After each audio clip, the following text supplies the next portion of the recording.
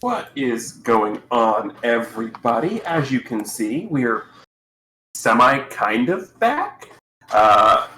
We've got most of the crew here who's here Sunday nights, but we're not doing what you think you're doing. As you can tell, I'm the one leading the talk. So something's changed because we haven't clearly changed GMs after only one round with the last guy. He'll be back next week, don't you worry about that. Here this week, however, we are back to doing some masks, and that's going to be the schedule going forward. We're going to rotate just so burnout and the ability for builds to happen. So 1 week we're going to be me running NextGen, and the following week is going to be Krim running basically Chronicles. So that's basically going to be where we're at. As for the way we schedule, everything's up in the air. You guys know how that tends to be, so keep locked on the Twitter page for information about that. That is at Basic Chronicles. We have the links in the chat in the description if you're watching on YouTube, so go ahead and keep your eyes peeled to that for when we are going live. As it is right now, you might notice that we do have a Dark Falls here, which means we have another character that we have to introduce to people. But before we do that, we're going to go ahead and just give a quick rundown of sort of who's here and what they're playing. So we've got Chameleon Ice over there. Chameleon Ice is playing the Nova playbook currently. That's going to be GG. Then we've got OPT Lawyer. OPT Lawyer is currently playing the Innocent playbook. The one Charlie Alexander. He also does have a Janus playbook in this, but that's part of a storyline. We may or may not get to that tonight. Crimson Avix is here, and he is playing the Harbinger playbook. Hello. And finally, we've got Dark over here, who this is going to be his first introduction into the map. So bear with us a little bit if we get a little more rulesy explaining type of deal. Not a big deal. We'll get over that. But Dark is playing one of my favorite playbooks. If you've been keeping up on any of the other shows we have, the Mass show, specifically Kalos City, you might be familiar with Cal, the character I play, which is the Brain playbook. Dark is also playing the Brain. But Dark has taken it in a very much different manner than I have. I'm the chemistry brain with a penchant for baking. Dark, why don't you give us a little introduction into Vincent Evan Donovan IV? So my character is basically going to be a bit of a hacker. He's going to be a little bit of a social outcast. He may or may not have blown up his school with a exploding poodle. That's still to be determined. He likes to make inventions. Sometimes they work, sometimes they don't. But yeah, I mean, I'm not quite used to the system, so it's going to be a little bit of fun getting used to things, but I'm looking forward to it. So the other big thing with the Brain is basically you're smart, you can do all this kind of things, but one of your inventions or something kind of had something bad happen to it. That's what's referred to as your shame. If you're talking in the superhero world, that would be like Tony Stark with Ultron. If you're talking about like with masks, like if you're used for Cal, for example, that would be the DP50.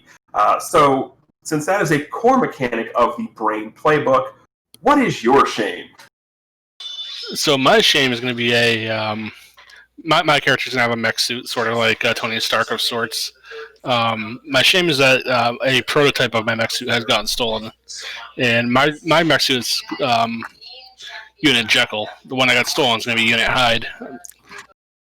So, real quick, for those of you watching, if you can come up with an acronym for HYDE for the stolen mech suit or for Jekyll, please let us know. Hit us up either in the Twitch chat here or in the YouTube comment section, or reply to us on Twitter. We will happily take some acronyms because we have been racking our collective brains, and by we I mean probably just me because I'm crazy, and haven't been able to come up with one yet. So if you got one, please let us know. We will happily take it. So with that, quick and dirty summary of some of the things that have been going on.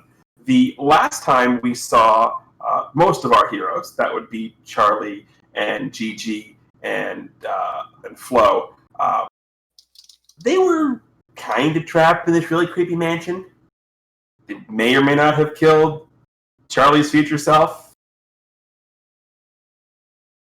They, a bunch of crazy things happened. They learned that the Brimstone House, which the manor they were in, Has some pretty creepy history involved to it. Yeah.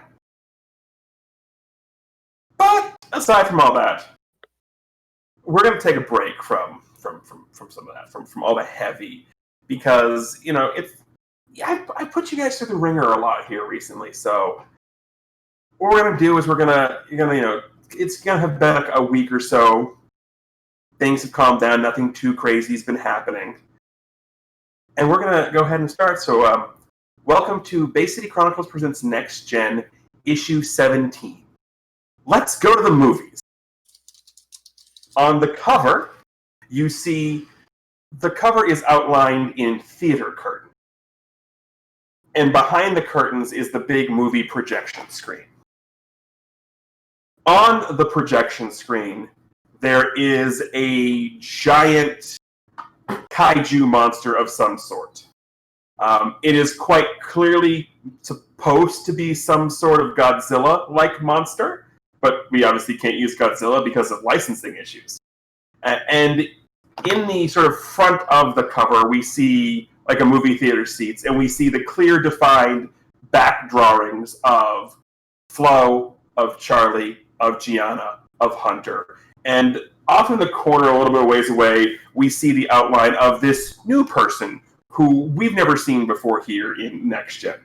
Cough, cough, it's Vincent. But that is going to be our front. Spoilers! What? I already described the character. I know. The readers don't know. So with that, we're going to turn the page. And we're going to start with Charlie. So, Charlie, it's been a week since you supposedly killed yourself. Yes. What was it? Some kind of weird blob monster thing or something? Some sort of weird blob monster. That's right. It basically, what you assume to be you, Right. got covered in some sort of weird stasis-like goop and transformed into a weird monster that the team managed to, Well, the team managed, yeah, but Charlie actually did the finishing blow of stomping him in the head. I remember that specifically.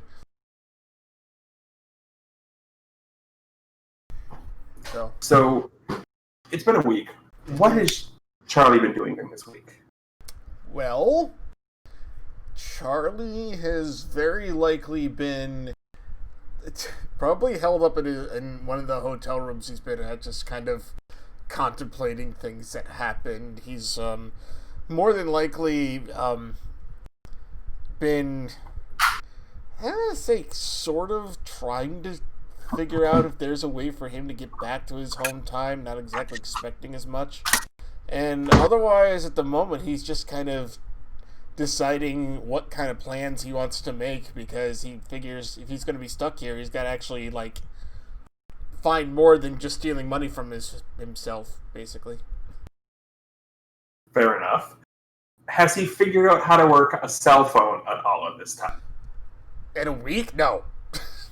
Okay. I mean, so he knows the basics of how to call numbers, and this texting thing he kind of sort of understands. Outside of that, all the other apps on the phone, like the calculator, he's kind of got down. He can pull up a calendar. Everything else is just no. So, as you're doing whatever you're contemplating, ironing your tie or whatever it is that Charlie is wont to do, your generic text tone goes off on your phone, because we all know Charlie doesn't change that. No. And it's a message. I'm going to put the message here in the Discord chat for you. I'll type the message into the Twitch chat here, but I will say it. And it's spelled exactly like I have it typed. You in the number 4 and the word movie with a question mark.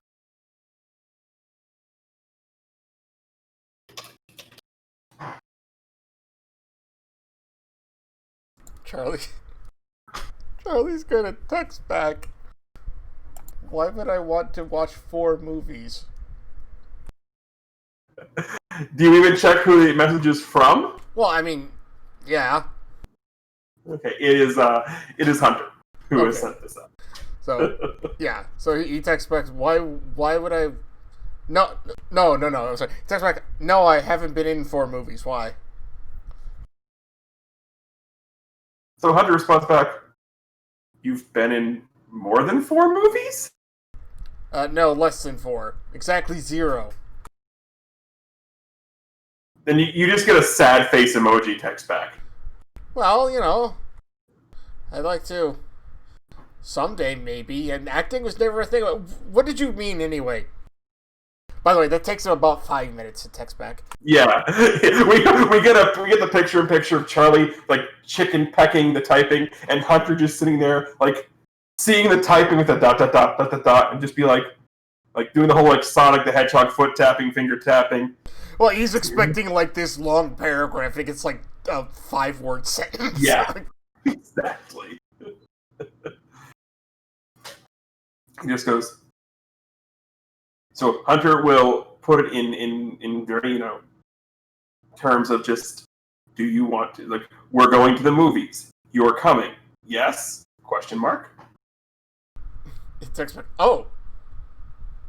Sure, why not? Where are you meeting?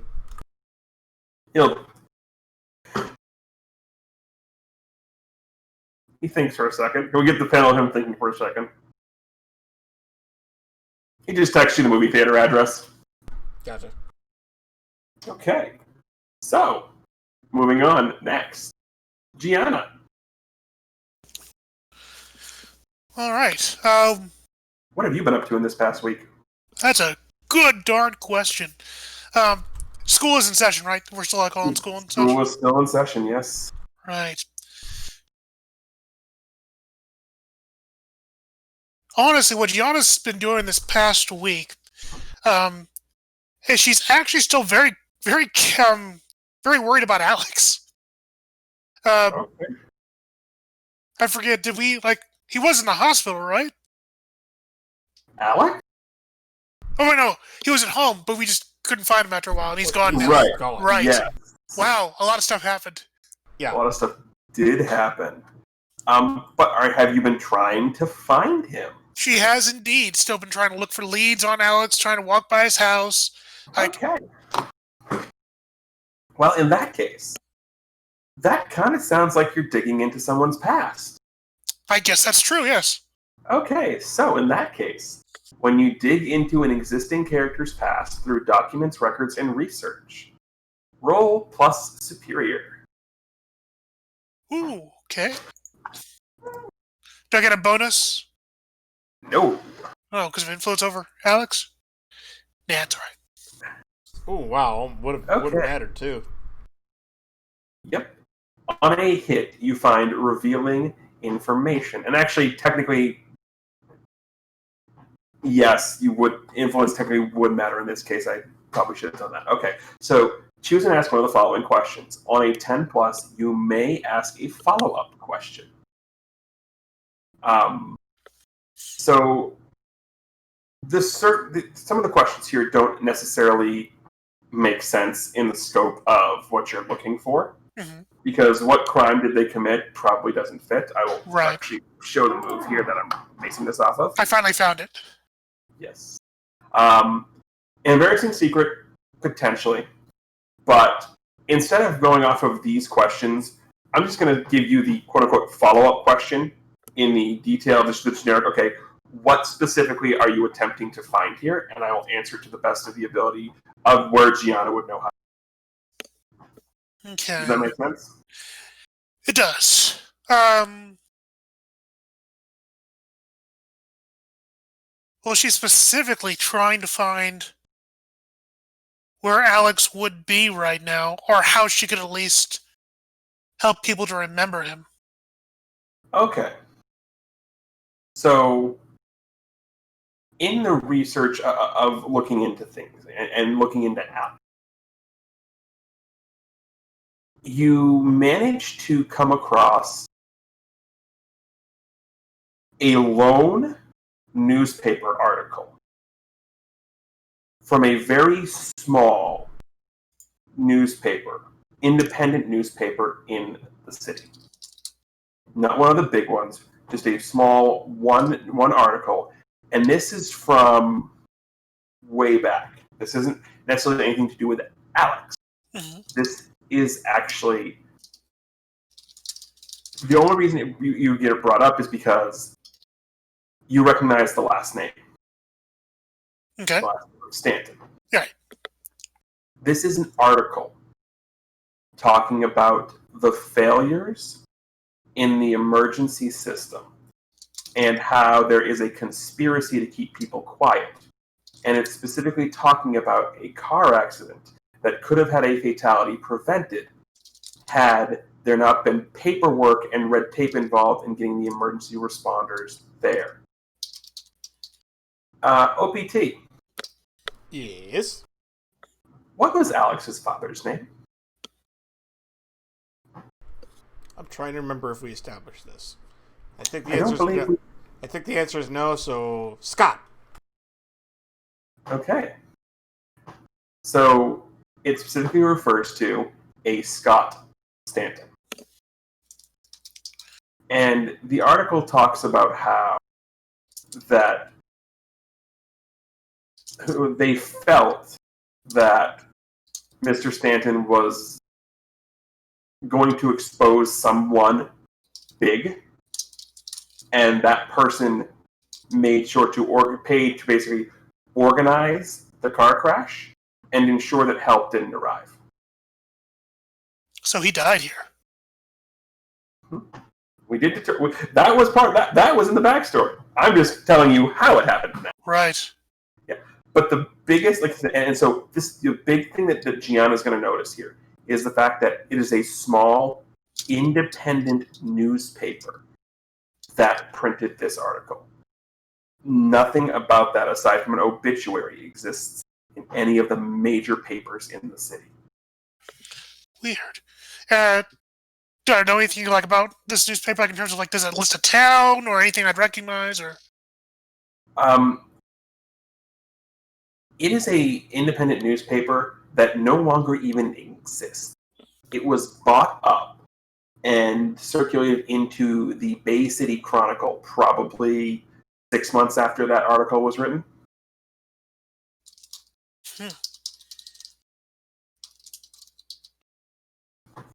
That's extremely weird, and I don't know what to do with that. The conspiracy. You do technically get a follow-up question. What do I do with it? Whatever you want. Right. Follow-up questions. Who was Mr. Stan going to expose? The article doesn't say. All it really says is it can extrapolate that it was somebody who probably held a prominent position, and the secrets that were going to be exposed would probably cripple them. So it's someone with enough power and influence to not want that information getting out. So you can probably surmise that whoever this is probably someone with a clean reputation and not someone in the seedier underworlds.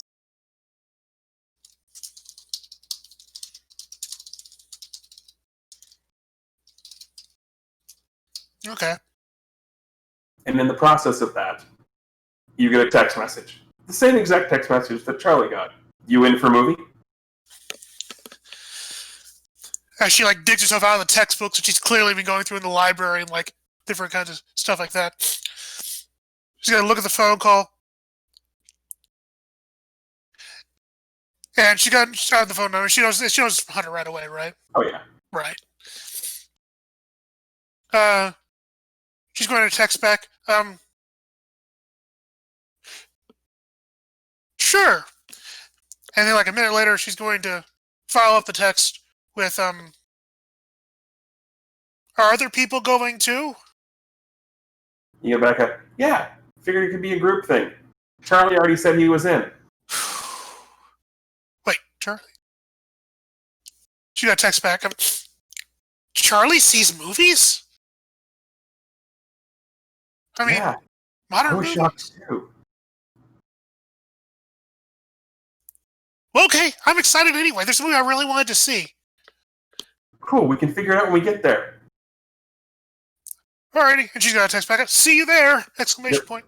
He'll send you. You mean you got? There's a movie theater you guys all go to, so he doesn't have to text you the address. He just texts you the time. Right. Okay. So moving on now. Technically, our Harbinger has a beginning of session move. So, at the start of each session, roll plus Savior to find out how your investigations into the timeline have been going. On a 10 plus, you found a strong lead. Choose a figure listed on your connecting the dots above, or one aspect of the future world you can remember, and the GM will reveal to you a clear detail on the path that leads to that future form. On a 7 to 9, you found a lead. Choose one figure above or one aspect of the future world, and the GM will tell you what lead you have to learn about more of the path. On a miss, you're lost in the present. The GM will tell you how things are so different here, and shift your labels according to how it makes you feel. So, Krim, would you mind rolling me plus Savior?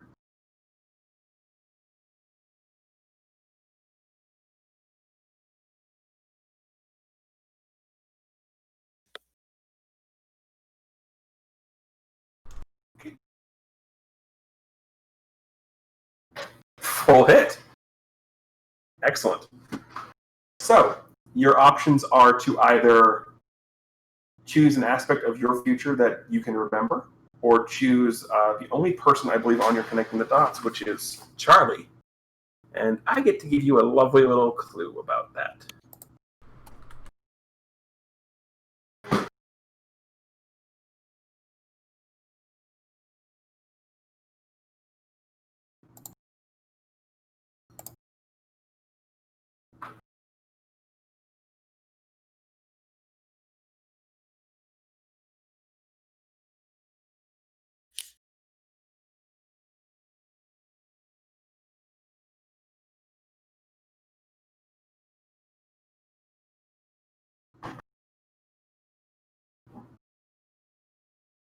Also, I do hope you all brought your movie ideas, because we're going to need them.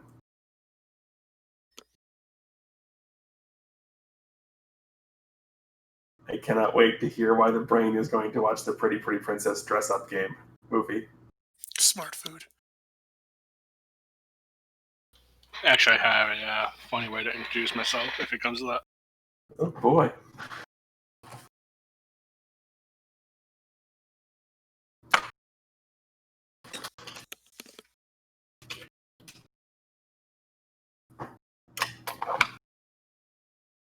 I mean, I highly doubt you're going to have a better way of introducing yourself than falling into a puddle, but Hard to pass that. it really is. Fishing net. Fishing net's also a good one. That is one thing we do well here at Bay City Chronicles, is that we find ways to introduce people in some very entertaining manners.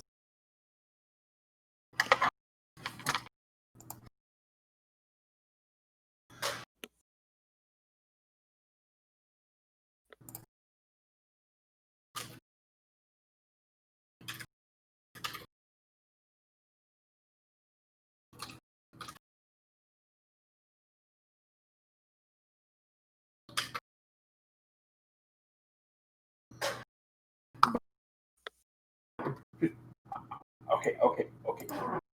Note to self, don't sit with your leg crossed for too long because it hurts really much to get it out. Oh, that hurt. Oof. I like to point out, I'm talking about my knees hurting, and I'm the young one in the group.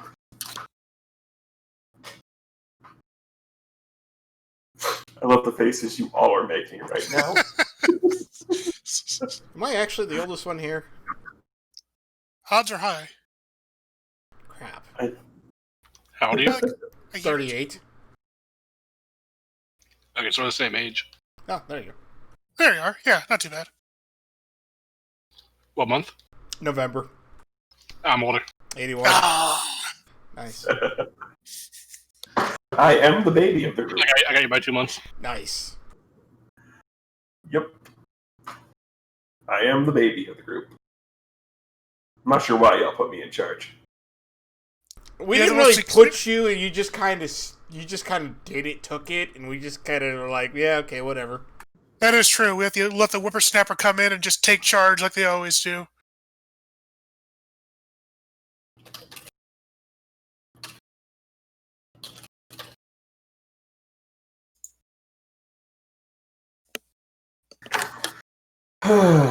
Whippersnap. Really?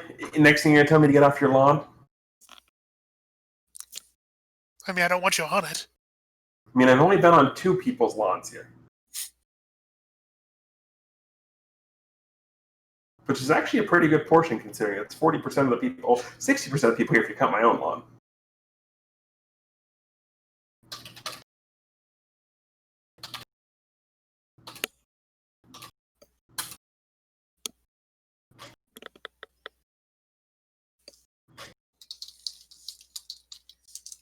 I mean, I guess you should. I guess I can count my own lawn, right? I mean, yeah, you have lawns up there? Yeah, and in July and August you might actually see them. Ooh. I mean, you were in my driveway. I don't know if you technically went to my back lawn.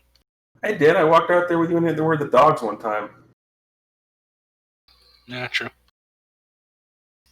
Little bastards.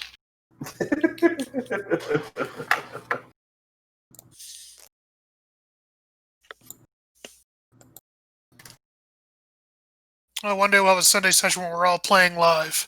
BCC brought to you live. Yeah. So okay. So Flo, in the week that's been past, you have kind of been trying to figure out how to get home, trying to figure out what the heck happened in that mansion. But more importantly, you're trying to figure out why this goose keeps letting you stay in the guest room of a nondescript house. And what's been really weird recently is the fact that you keep getting flashes, just ever so brief flashes, in your head of sometimes the tail, sometimes it's a wing, sometimes it's a scale. But they all add up to the same thing. They all add up to dragon. And you've seen Drake be a couple different colors of dragon.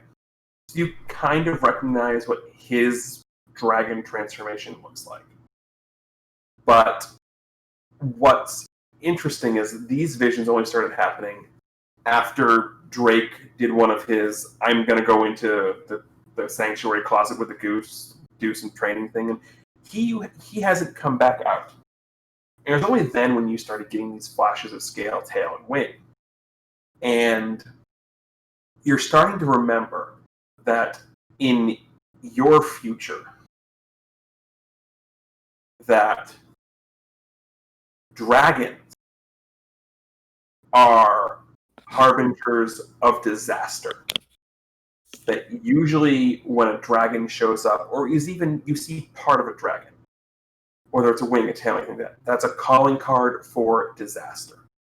And you can remember reading or absorbing information however you do in your time, that this is about the time when the stories of dragons started to change from potentially evil or benevolent hoarder to harbinger and portent of disaster. So whatever is going on with why your dragon roommate has disappeared might be something that you need to look into.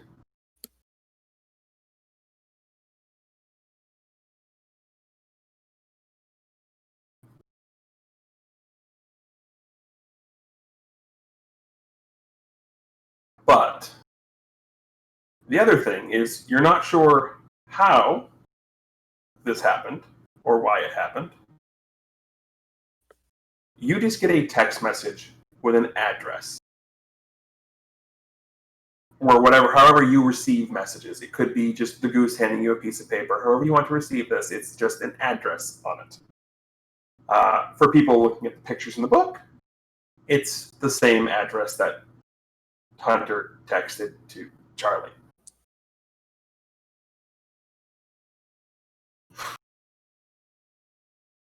So now that at least 3 of our 4 people have an address.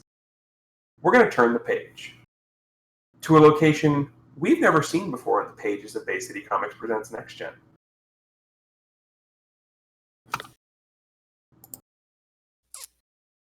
So, what we see is a pretentious-looking teenager with, the blonde hair pulled back, ponytail, like, they're not saying anything, but they're drawn so smugly on the page that you feel like you want to reach into the page and punch them. Like, that is how much smarm and smug is oozing just from this drawing. Vincent, what are you doing right now? And where are you? Right now, Vincent is looking out his door of his house in absolute panic as one of his latest inventions has just escaped out the door and has gone flying up the street. Okay, what is this invention? This one we'll call it a robot cat.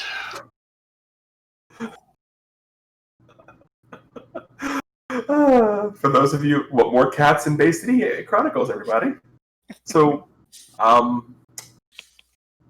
basically, feel free to stop me with this, but robotic animals have kind of been a thing, trying to, cats for people who have allergies type of thing.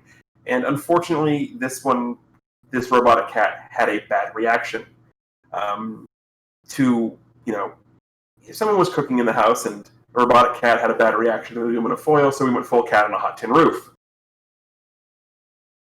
And it came screaming out of the door. So, are you chasing after the cat? Are you just waiting to see what happens with the cat? So, in a pure look of panic on his face, he's going to run over to his desk, grab what looks to be like a power glove, put it on his hand, and then he is going to start chasing the cat up the street towards the center of the town. Okay. That happens to be a fun direction here. So, Charlie, Yes. you're making your way to the address that Hunter texted you. And you look, you get to a corner, you look down a street, and you see what appears to be a cat running down the sidewalk. And someone who makes your dress look casual, running down behind the cat with one glove on, chasing it. What do you do?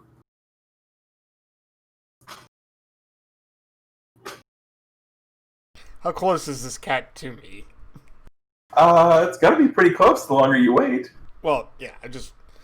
Alright, so it's obvious this guy or kid's chasing this cat, right? Yes, it's far enough away that you can't tell it's a robot cat yet. Right.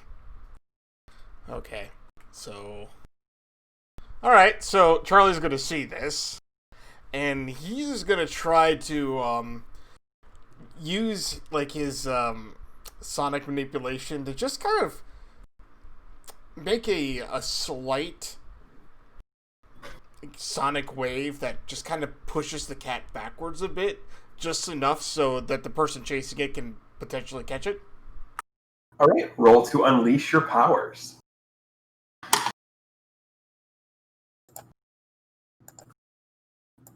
Right. Woo! Okay.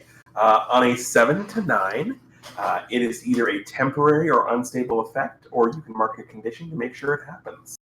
It'd be temporary or unstable. Okay. So, what's going to happen here is you try and make a precise sound wave to push the cat back towards the person who's chasing it. The problem is you're making a sound wave for a live cat, not a robotic cat. Right. So the frequency that you created causes the mechanics to go a little haywire. Oh dear. So you zap the cat, and it gets pushed back. And in the process of in the air, it turns around.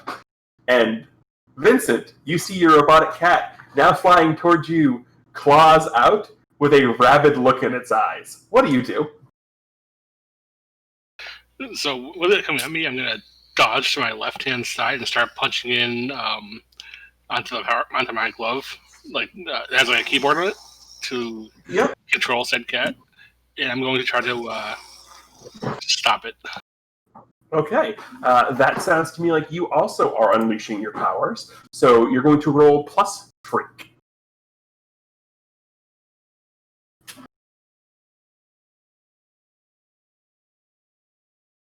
Charlie's just staring at this like, that wasn't supposed to happen. Okay, so what? I just roll freak. You said. Yep. You press the button that's right next to freak. There'll Situation. be no modifiers right now. Hey. So same thing to OPT. On a 7 to 9, it's a partial hit. So you can either mark one of the 5 conditions on the side to make sure what you're doing happens, or you can have a temporary or unstable effect with what you're trying to do. Keep in mind, conditions are like your hit points, and they do affect negatively some of your rolls. So, for example, if you're angry, you can't as easily comfort or support people, things of that nature. If you're afraid, you can't, engage threats easily. So, keep in mind when it comes to conditions, sometimes you might want to mark them, sometimes you might not want to. And as we've seen, temporary or unstable results tend to be more fun. Yeah, I'll go with the temporary / unstable. Okay, so you step out of the way, you start and you type, and as the cat falls, and then just sort of collapses into sleeping cat mode, it appears like you managed to shut it off, for now. So Vince is going to sit it and stare at it and be extremely, extremely cautious and not quite go up to it, but kind of like almost get a stick and kind of like poke at it to see if it's still active or not. Charlie, you are seeing the kid with the glove get down on all fours and poke the robot sleeping cat with a stick. What do you do?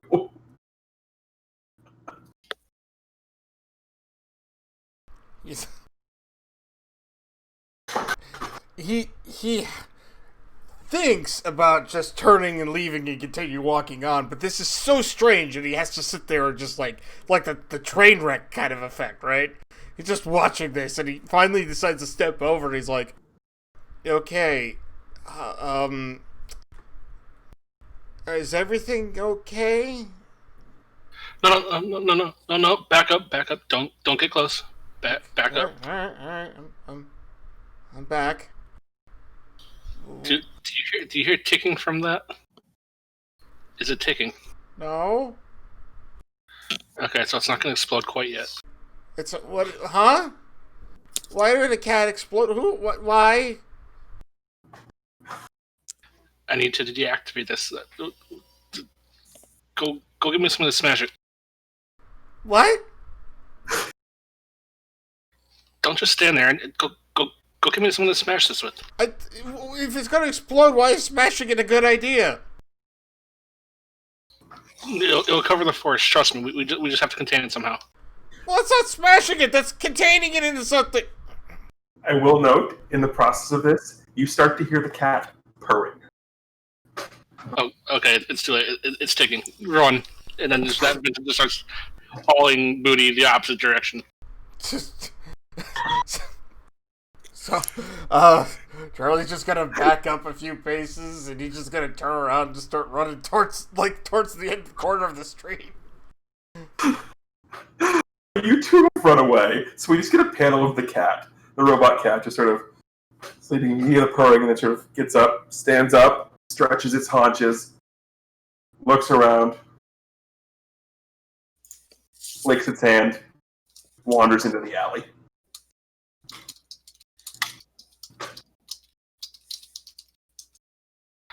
So with that, Vince is gonna look over at his gauntlet in just absolute befuddlement, and just start kind of like walking towards the alley, but not really wanting to go up it.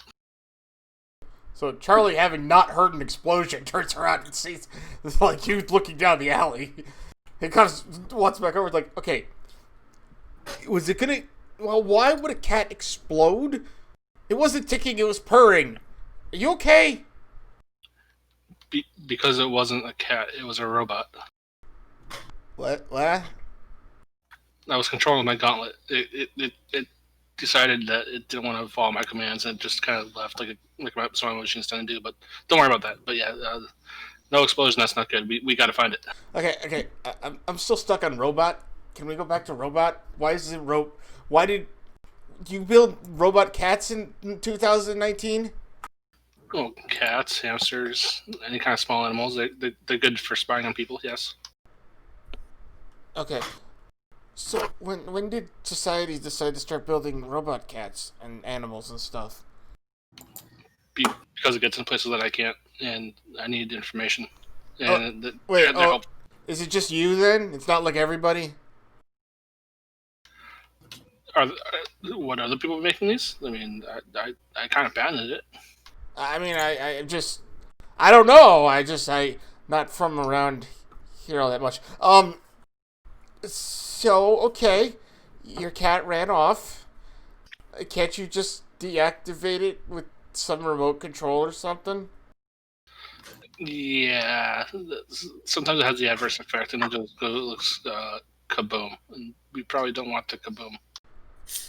No, I don't. The kaboom is bad. Although it sounds like you've programmed it exactly like a cat. But see, here's the thing: that cat has data, and I really want that data. It has data. We have to go get the cat.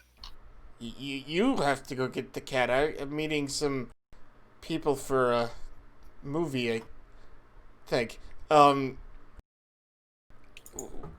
Wait, you're going to a movie? Yes.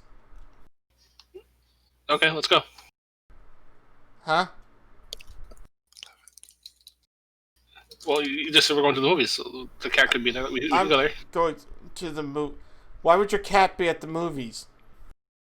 I mean, it's as good as anywhere else right now. What else could it be?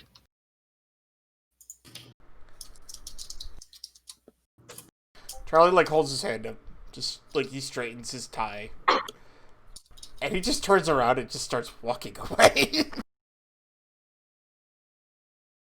He turns around, if you want to follow me, I'm not going to stop you, but I'm going. Have a good day, sir.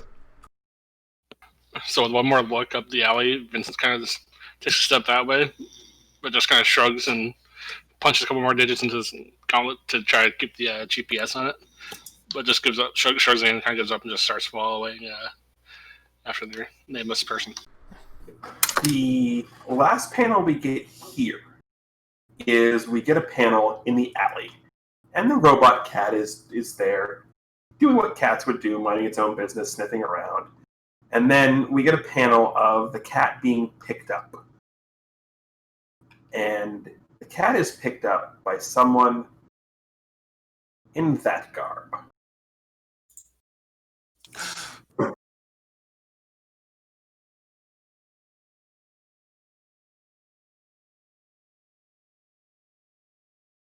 So we're going to turn the page to the front of the movie theater.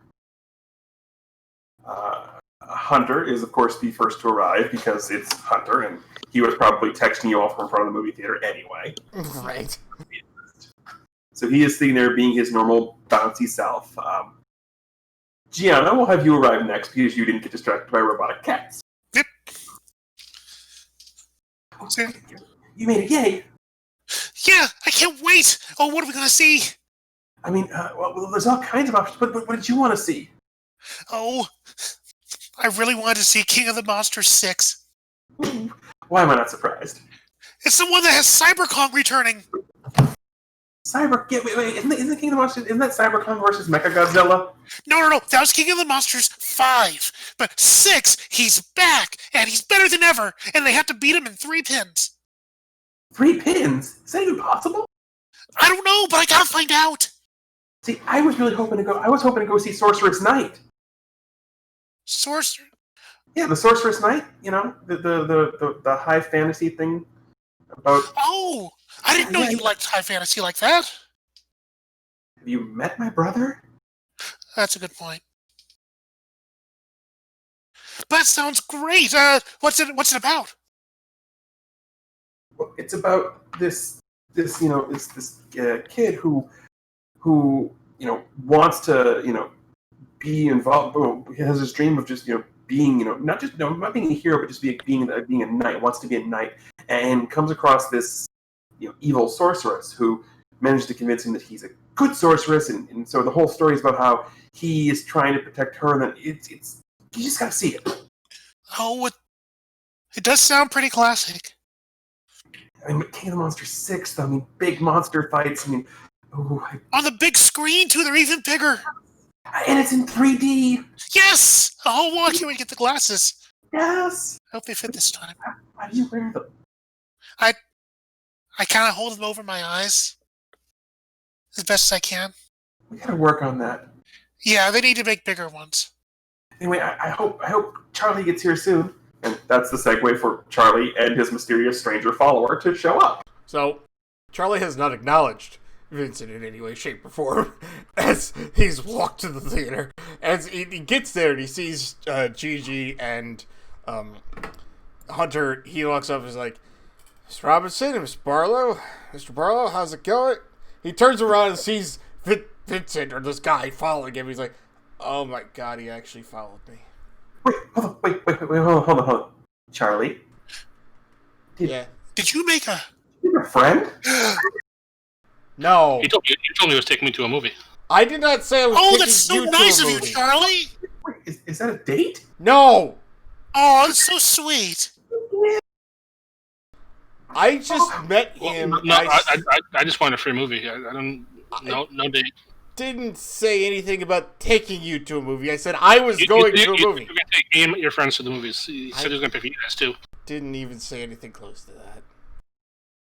Well, it's fine. I couldn't get a hold of Drake, and I have an extra ticket anyway. So what do you want to see? And I'm sorry. Yeah, Charlie, what do you want to see?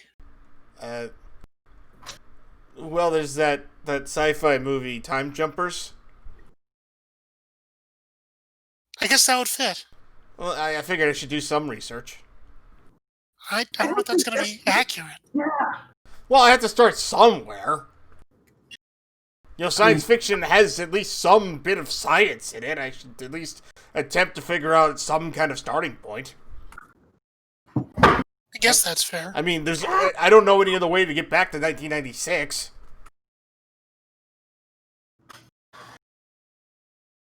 I mean, that's fair. That's fair.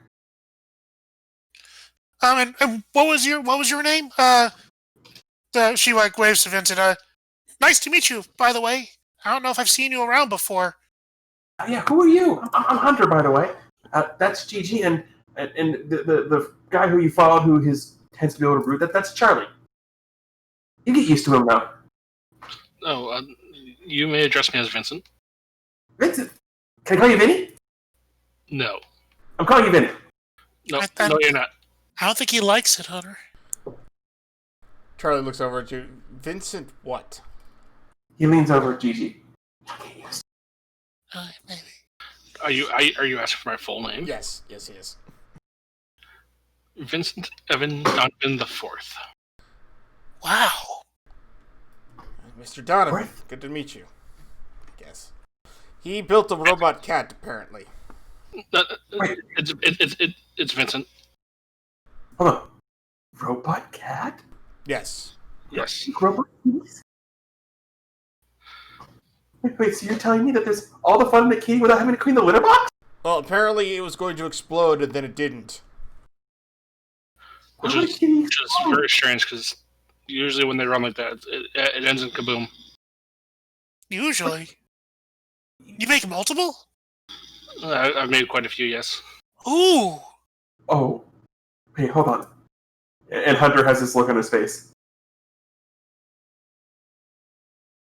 I heard rumors about a poodle.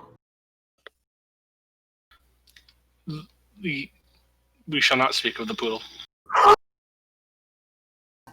The poodle is a bad idea. Had some great data though. Had some fantastic data. Ooh, that was you? I thought that was a myth. I mean, it did explode in the girls' locker room, but I mean, yeah, that. Wait, that was you? We shall not talk about the poodle. we'll talk about it later. Anyway, so you're excited for the movie. What movie did you want to go see?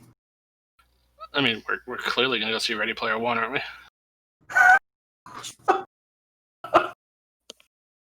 I mean, we could. I mean, there are really cool giant things in that too. That's right, I did see that. Yeah. Okay, it's just alright then. So then with that, just Vincent starts to walk towards the Wait, no, we did. Hold on, we're waiting for one more person. Hold on. And with that, that's the perfect segue for our friend Flo, aka Angelos, to slowly make his way up to the movies. So he walks up to the group, and he is visibly annoyed, just glaring at her. Why do you look so mad? Did you really have to text the goose, too? He kicked me out of the house. It was the only way I was going to get you there. Besides, I was trying to get a hold of Drake. I don't know where Drake is. Well, now that you're here, what movie do you want to go see? Why would I want to see any of these? This is like you wanting to watch a black and white silent film. Why would I want to watch any of those? My point exactly. Why would I want to watch any of these? Because you're hanging out with friends, and it's going to be fun, and there's popcorn. German friends must have changed a lot in the past half a century. Do you see any movies you recognize? Yeah, I mean, Ready Player One's been like redone 5 times already. So we get to see the original. It's still not any good. Oh. So with that, Vincent just kind of looks over his shoulder and just glares over at the newcomer and goes, "It's a fantastic movie." Wait, you've already seen it? Well, yes, yes. We should see something we haven't seen before. Exactly. That way it's new for everybody. Well, except for probably Flo. But it's new for everybody that way. I'm sorry, did we all have to go see the same movie? Well, that's the point of going to the movies as friends. You all go see the same movie. Oh. We get a big thing of popcorn. We share the popcorn. No, we can talk about it? Anything with... No. There's germs and such. Just buy your own. Popcorn. It's a movie. It's what you do. Yes, you buy your own thing of popcorn. You eat it. No, you get a big bag of popcorn. You share it. You're roaming around with a stranger and you're concerned about germs? I'm not roaming around with the stranger. This guy followed me. And he's not a stranger anymore. He's Vincent. Yes. So wait, he's a parasite? Apparently. I don't know, he said he was going to take me to a movie, so I followed him. I didn't say anything like that. Why am I coming to movies with people? You said friends, and now it's people I don't even know. I didn't say anything about friends. But he has to be a friend. He makes robot kitties. Exploding robots. Half the future is robot kitties. He's nothing special. Oh! That's so I weird. read look of, wow, that was harsh. At the same time, he just looks at us. Can you get me a robot kitty from the future? So hearing that, Vincent just kind of looks like that, like super slow mo, like Undertaker, like slow turnaround, and just stares over at the new guy. Technically, you're the dude. So Charlie turns around and is like, well, hey man, at least you know that maybe it's your robot cats that get made 150 years from now. Are you an idiot? They can't breed. You realize blueprints live on, right? I'm sure you patented it. Maybe you made a business out of it. I mean, the blueprints are in my head. As I said, 150 years from now, somebody made a company with your stuff and you've sold it and whatnot. Maybe, I don't even know. He's from the future, in case you haven't figured that part out yet. Do you have a DeLorean? I wish I did, actually. That was one of my favorite movies. I'm from 1996, by the way, so I'm from the past. So you're Back to the Future. I mean, Hunter leans over to Gigi. And I bet he was still stuck up then, too. Probably.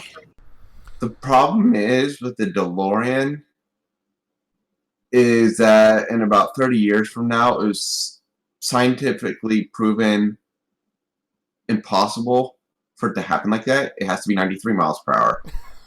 I mean, we just got to the catalytic converter. We could possibly do that. You guys want to try to do that? Well, If it gets me away from you, yes. We're never going to be able to figure it out until we figure out a movie, so we're going to do this the only way we can. Hey, Google. Oh, no. Roll a four-sided die.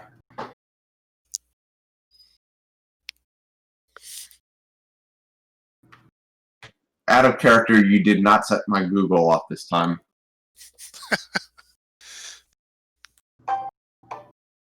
It's 4. Okay. So, by that, looks like we're going to see Ready Player One. Here are some results from a search. Enough. You done good. You get your cameo and you're good. I want more time.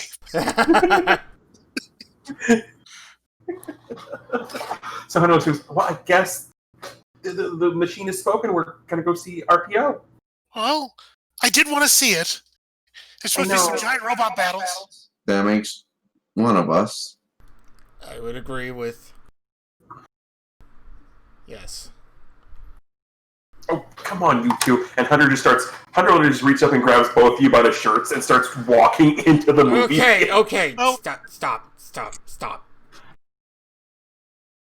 I didn't touch the tie. I know you didn't. You touch me again, you won't exist in the future. Ooh. I miss Alex. Fine. So he hands out tickets to everyone, and the next scene we get the montage of everybody buying snacks or whatever it is. Hunter being that guy and gets the bag of popcorn that you need two hands to carry. Oh, good. Okay, I thought he was gonna hide food in his clothes and be that guy. Yeah, so he's got the bag of popcorn, and he goes, Gigi, can you grab my drink? Sure. And it's the bucket. He has a bucket So Of soda? of Mountain Dew. Hunter, at one point I used to wonder why you were always so hyper. I'm gonna stop asking that question. So that you just see him walk by Charlie. He has a big liter of soda and a giant bag of popcorn. And he looks over at Hunter and goes, Charlie, and says, "Just so you know, the guy at the cashier is ready for you to pay him whenever you're ready." And you just walks into the movie. What? Well, I guess. Hunter at this point is just happy to be going out to the movies. He doesn't even care what just happened. So, anyone else buying anything? Oh, Gigi's definitely getting a pack of goobers. So, Angelos, do you want to try, from your time, ancient candy? They make sound so delicious. You know Nestle and Hershey still exist in the future, right? We don't ruin all the fun. Well, that's great because I wasn't having any.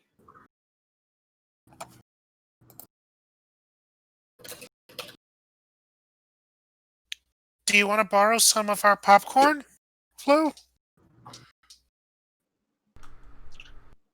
No, I'm quite alright. I mean, I got enough for everybody. As you can see him doing the squat steps, like he's carrying a giant medicine ball, walking to the. Angelus just sort of looks at the drink, looks at Hunter. I somehow doubt that's going to be enough for everybody. Well, the drink is mine. The popcorn's for everybody. You gotta get your own drink. No, I'm good. already in his mind, Flo has it in his head he's going to be asleep 10 minutes into the movie. Aw. So, Charlie's like the last one to come. Like, you guys all get in theater or whatnot. Charlie's suspiciously not there right away. And, like, right at the end, he comes in with, like, this massive, tub of popcorn. And just sits down with it. I have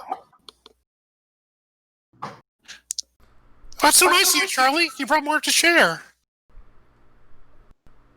Angelus looks over at him. Man, I thought you were going to be the lucky one who didn't have to come in. Oh, I'm here. Guess we'll watch history, I guess. Besides, if I ever make it back to 1996, maybe I can warn somebody about this and they'll never make it. Well, actually, if I remember correctly, I think there's supposed to be a lot of things in this movie that reference your timeline, Charlie. Oh, Maybe you'll great. recognize somebody. Oh, great. Maybe So- I'll recognize everybody. Sure. Yeah. maybe. So you get the lights go down and we start doing the movie previews. And we're going to go around the room here. So, Gianna, what's the first movie that's being previewed? Oh, gosh. I already threw my title out. I said have more than one. Oh, you did say I have more than one. You did? I missed that. I missed that too, but I will make one up on the fly. Gosh. I don't know. Super Mario Brothers, the movie 2. We tried again.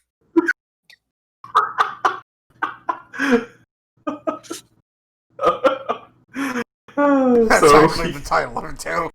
Yeah, it's the underscore. And at that one, Angelus leans over to Gigi and is like, "Their trying didn't work." Aw.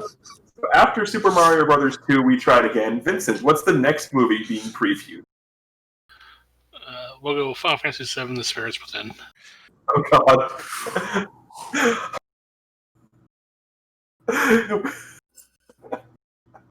Spoiler alert! It was an awful movie. Oh. These poor It wasn't trailers. that bad. At this one, Angelus is like, "God, please, no!"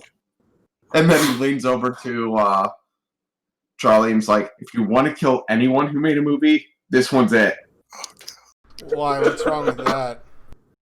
It looks impressive with all the Everything. computer graphics and whatnot. No, everything. Okay. Oh, that's right. So- Charlie hasn't seen special effects yet. So, Charlie, what's the third movie being previewed?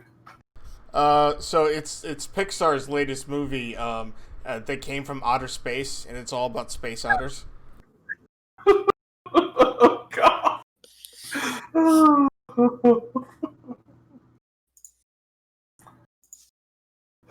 So Seeing the otters on the screen, you just see Vincent just look down at his gauntlet and just start typing furiously onto it. All you hear is a loud, like string, like digits on his little keyboard on his gauntlet. So, Flo, what is the fourth movie that you are rolling your eyes at being previewed?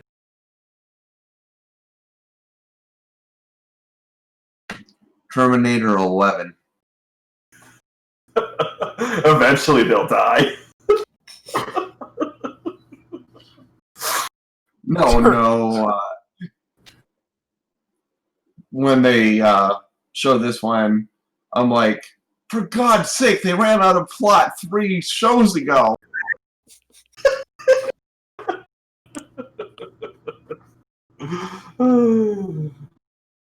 Terminator 11. He's been back enough.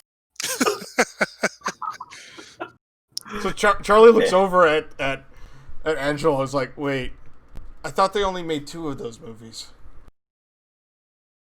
You would have thought they stopped at 11.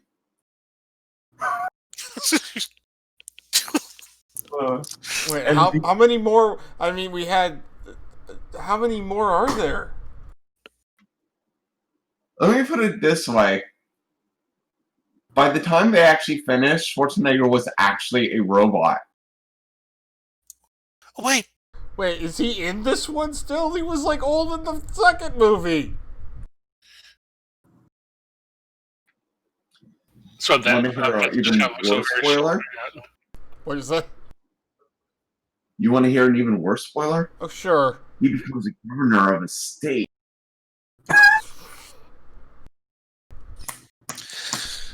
I forgot about that timeline. Oh, and the final movie that is being previewed comes accompanied. This one comes accompanied with a picture. It is just showing like this little animal wandering through the woods. It looks sad and lonely. And the name of the movie is called Finding Bonaparte. Aw. That is Bonaparte. Aww. Hey, we found him. He's right there. What is... I actually think that should be the name of the movie. Adorable something.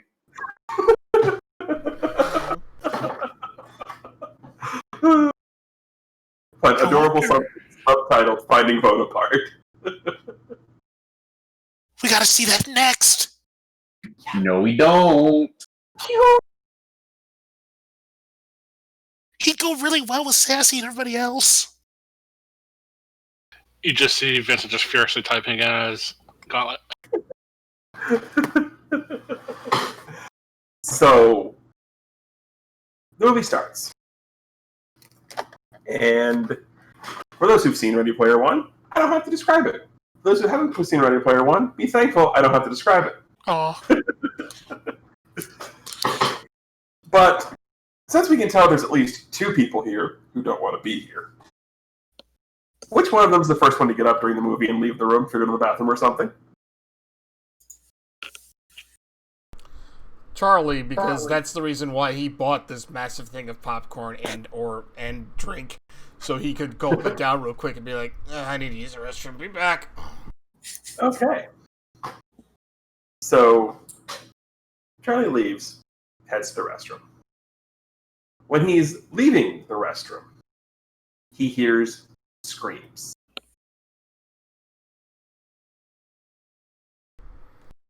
What do you do? Well, he looks to see what direction they came from. They came from the theater showing The Sorceress Knight. Kind of tilts his head and kind of steps over in that direction. He's trying to hit. Was those screams like terrified, like oh my gosh something bad's happening, or are they like horror film, like ah?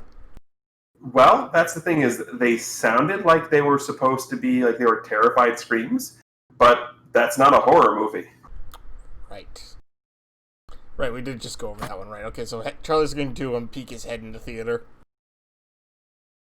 So Charlie peeks his head into the theater, and people have cowered into the two corners. And what strikes you as odd is that, well, you're not entirely sure, because you don't know how far technology has come. You do know that this was one of the two movies that was in 3D. So it appears to you that a couple of the creatures from the movie in 3D are, it looks like they've jumped out of the screen and are like looking down at the people in the corners of the theater, almost like they're licking their lips, for the record. Krim will get this reference, Dark will get this reference, but these are the creatures. That's the edit button, you dummy. That's the show to players button. What is that? Exactly what the name says it is. This Niguan is a half iguana, half lion. It's from Final Fantasy VIII. Oh, nuts! I should recognize that. Also, hence the name of the Sorceress's Knight.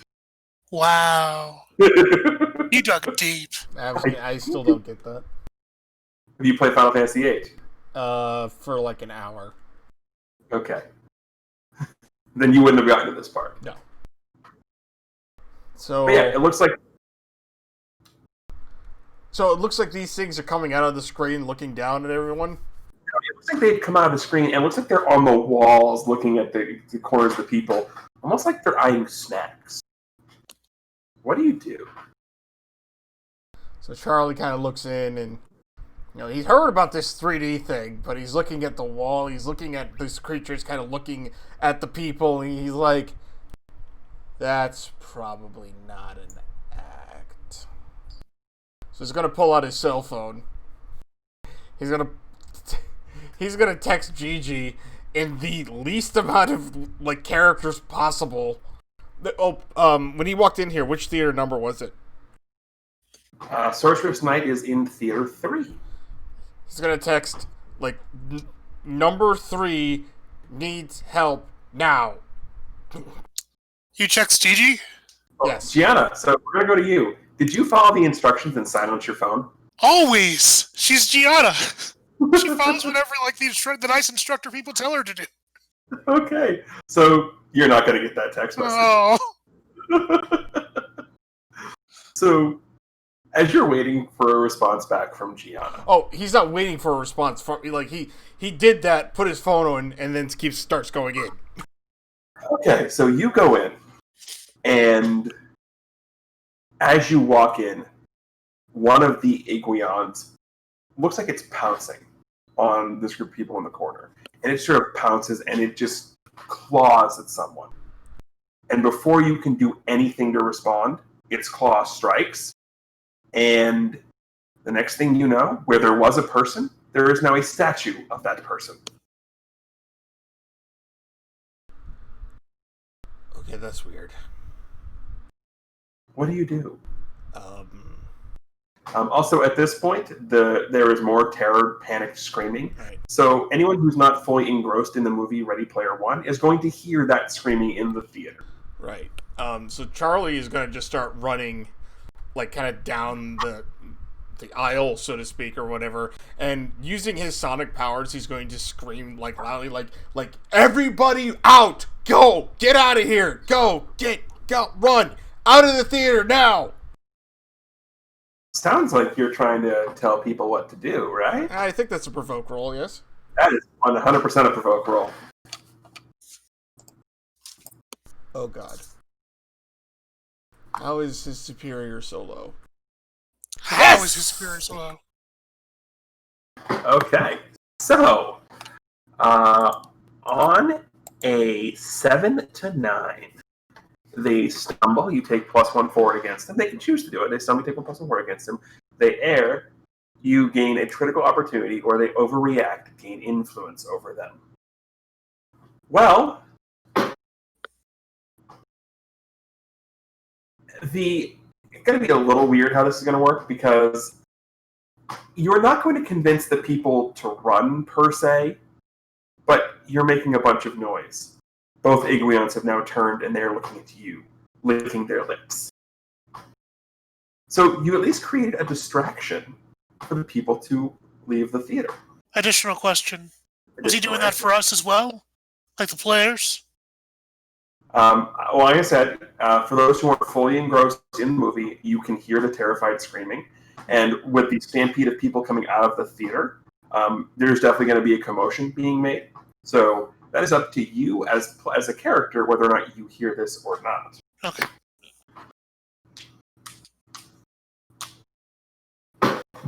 So, Charlie, these two Iguions are staring you down.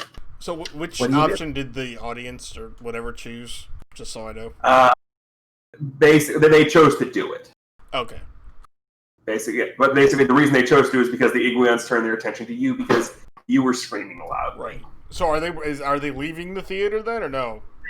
They are panically stampeding. Okay. The theater. That's all right. So they're staring at Charlie. Okay.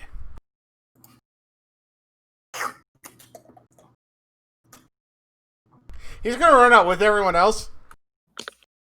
As you start to run back by them, they both jump into the hallway, into the path between the seats. Yeah, that's what he was kind of wondering about. It's like, he figured, well, they're from the movie, so if he leaves the theater, they're not going to be there. Then they get in the hallway, he's like, oh, okay, that didn't work.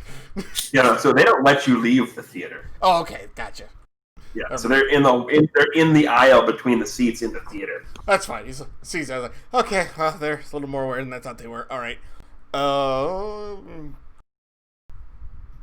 He's going to try to deafen both of them by, like, just sonic boom smacking them. Basically, he's trying to hit them.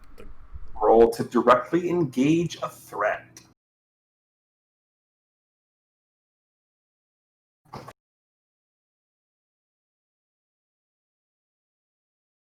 On a hit, choose 2. Resisting blows. I figured as much. And I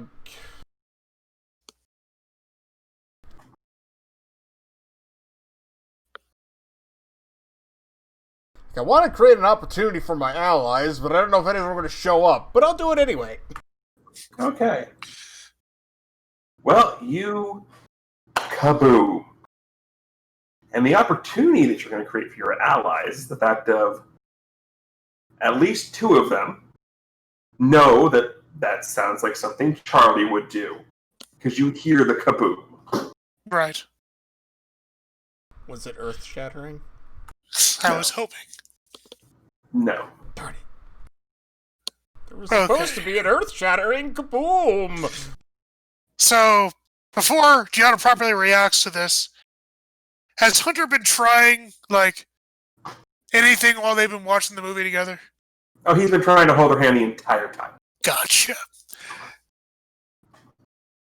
Okay, so throughout the entire film, they've been watching, like, Gianna's been doing kind of one of those things where she, like, has her hands in her lap, like, has her hand out and then she reaches for food and such.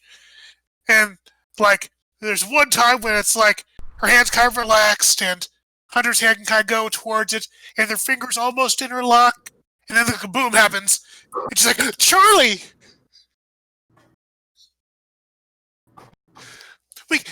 Wait, that was Charlie! We gotta go! Come on, Hunter! Vincent, come on. What? No, I'm watching a movie. What? You guys should be talking right now. There's a movie on. Just stop talking. People are screaming! So, in all of this, of course, Angelo was sleeping. And the sonic boom startles him awake. So much so that he kind of just reactively opens a portal right underneath Vincent. So Vincent actually falls into Theater 3. Go ahead and roll to unleash your powers. The roll is going to determine how Vincent lands. So that's a freak roll, Krim. I love this so much. Yes.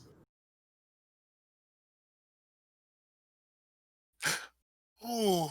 Okay. So, first of all, Krim, go ahead and mark potential. So, you open the teleportal instinctively. And like you said, it's just a reaction. So poor Vincent is in the process of, don't be talking, or in the middle of watching, go, whoop, falls down. And we shift back over to Theater 3, where Charlie has just sonic boomed these Iguions and has alerted his teammates, and he's managed to get himself a path a little bit, and just he starts to run out to try and get into the hallway. The portal appears above his head, and Vincent falls on him. Boom. Oh. Oh. So when he lands, Vincent kind of looks at Charlie and sits next to him and looks at the movie screen and goes, "Why are you watching princess movies?" Okay, number 1, I'm not. Number 2, ow! I mean, you clearly are. That's a princess movie on the screen. So Charlie just stands up, looks at Vincent, and just kind of smacks him upside the head, like, dude, stop with the fake reality crap. I was in here helping other people. As you look around, there's nobody in the theater save for the one statue of the person. So they're all gone. Where are the Iglians at? Oh, they're gone. Oh. They're gone. Wait, where's the creatures at? There's nothing here but you, man, in a princess movie. No, there's a statue of somebody who was a real person when I got here. Come on! Just grabs you and just like pulls you out into the hallway. So Vincent just kind of like stumbles after him. Which So, by this time, yeah. yeah, so I'm assuming Gianna has made her way into the hallway. Absolutely. Has Angelos made his way into the hallway, or is he still in the theater? Angelos makes his way into the hallway, and immediately upon seeing Charlie, says, "Dude, I wish I would have thought of that to get out of the movie." Looks at Angelos like, I was coming back into the movie, and then I heard people screaming in a movie that's clearly not a horror movie. And it turns out everyone was getting attacked by these creatures that turned somebody into a statue. Are you okay? No! Then this guy falls on my head, which, by the way, and he looks directly at Angelo, that was a portal! And you're the only one I know that makes those. Well, you woke me up. I didn't wake... Okay, I probably did wake you up. So as this argument is happening, sort of like walking up and appearing in front of you. So Gianna, you're gonna be the first one to notice this. Mhm. You remember Bonaparte from the preview? Yes! There's a Bonaparte, like just looking up at you, looking all scared and lost. Aww!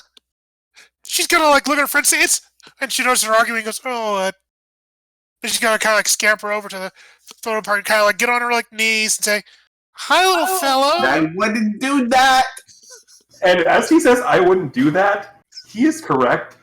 Bonaparte, this adorable little thing, opens up its mouth to gigantic proportions and tries to swallow Gigi whole. Can Wow. Charlie react to the defender or something? Flo could, because he told her not to do it. Charlie was kind of in the middle of arguing, so With I'm gonna Angelo, so he would notice him saying that. I'm gonna give Angelo's first dibs if he wants to. Can I use my tactical genius to? Hold on. Tactical genius. Let's get the stager first, then we'll move into team stuff, and then we can do tab. Where's my buttons? I have too many tabs open right now. I do.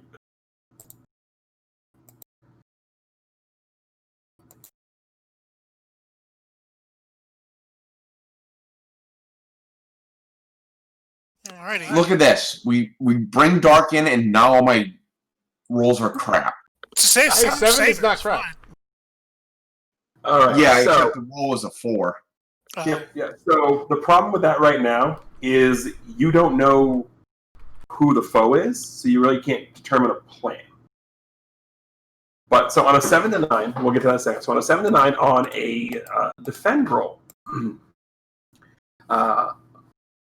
a 7 to 9, it costs you. You expose yourself to danger or escalate this situation. But you are going to save Gianna, and you can choose to either add a team to the pool, take influence over someone you protect, or clear a condition. Well, considering I already have influence over Gianna, I'm actually going to add a team to the pool just Okay. because it happened in the midst of an argument.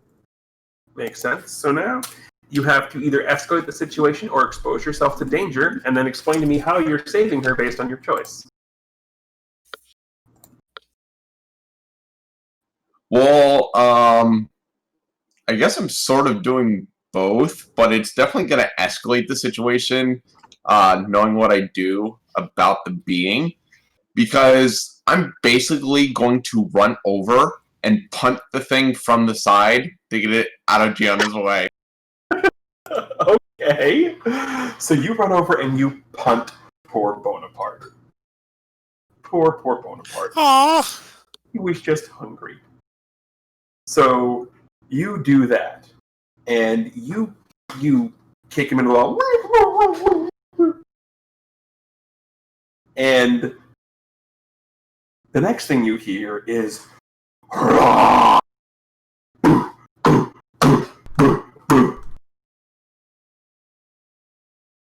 So, hey Gianna, remember the Robo Gorilla you described to me earlier? Yes, CyberCog.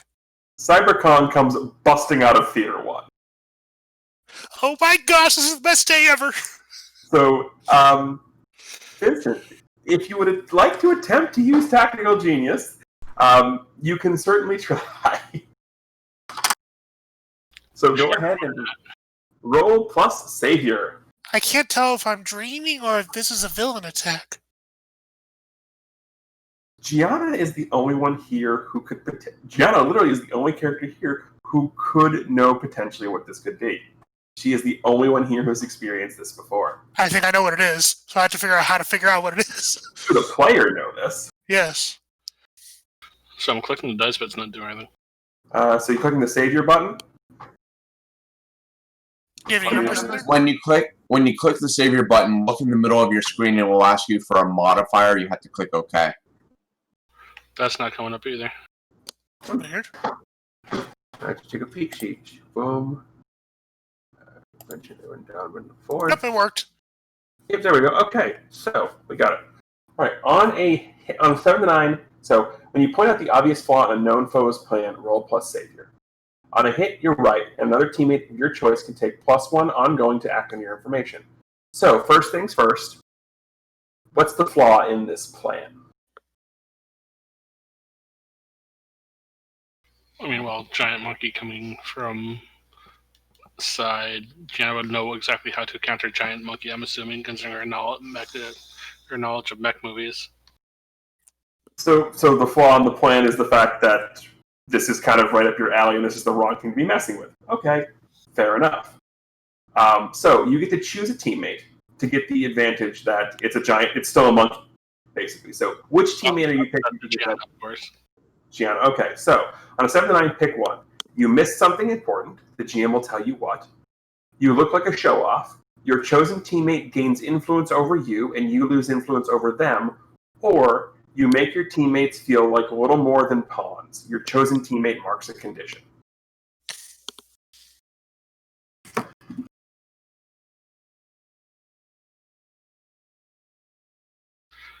I guess it's something important. I don't know. I'm still trying to learn this.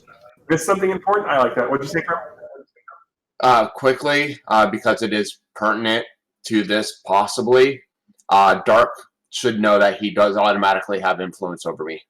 Fair enough. So, basically, the way the influence mechanic works is if you have influence over somebody, you can do a couple things, but the most important thing is if you make a roll targeting them specifically, you add +1 on the roll.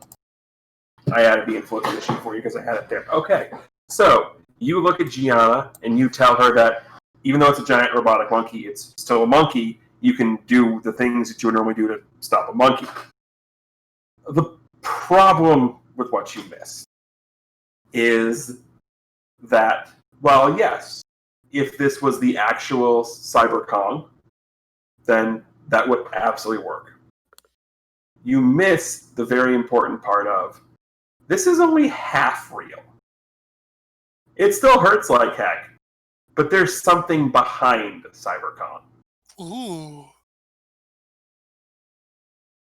But Gianna, you do get +1 ongoing to stop CyberCon now. Okay. So And at this point, I believe we have come against a dangerous threat as a team. it seems like it. Okay, so the first question is, well, I get to add team to the pool automatically because it's a dangerous threat as a team. Who is the leader? I That's have no idea. Good question. I mean, Technically, Charlie got us here first. that would be what my response would be. All right. Okay. Charlie, do you have influence over everybody? That's a no. No, that's going to be a no. I don't have influence over Vincent. Okay. What is everyone's purpose in this fight? Oh, this is a wrong question to ask right now. Nope, I have to. End Gianna the threat. It's the Charlie 6 just end the threat. Gianna wants to Okay. figure out how all these like cool monsters are like coming to actually being. So she's curious about this. Okay. I don't have to get the other two because those are far enough off the spectrum that is not the same purpose. Yeah. Yeah, Right. So, does everybody trust everybody? I do. No. Okay, I will remove a team from the pool. Is your team completely lost right now, kind of like looking around at everyone, not really realizing what's going on? is the team ill prepared or off balance? I don't think so. We kind of I don't think so. surprised him. But I will remove one team from the not trusting everybody fully. So you have 3 teams to go about. At least the starting of the fight is going to be CyberCon. There might be more. So, Gianna, since you got the information of it's still a gorilla, what do you do?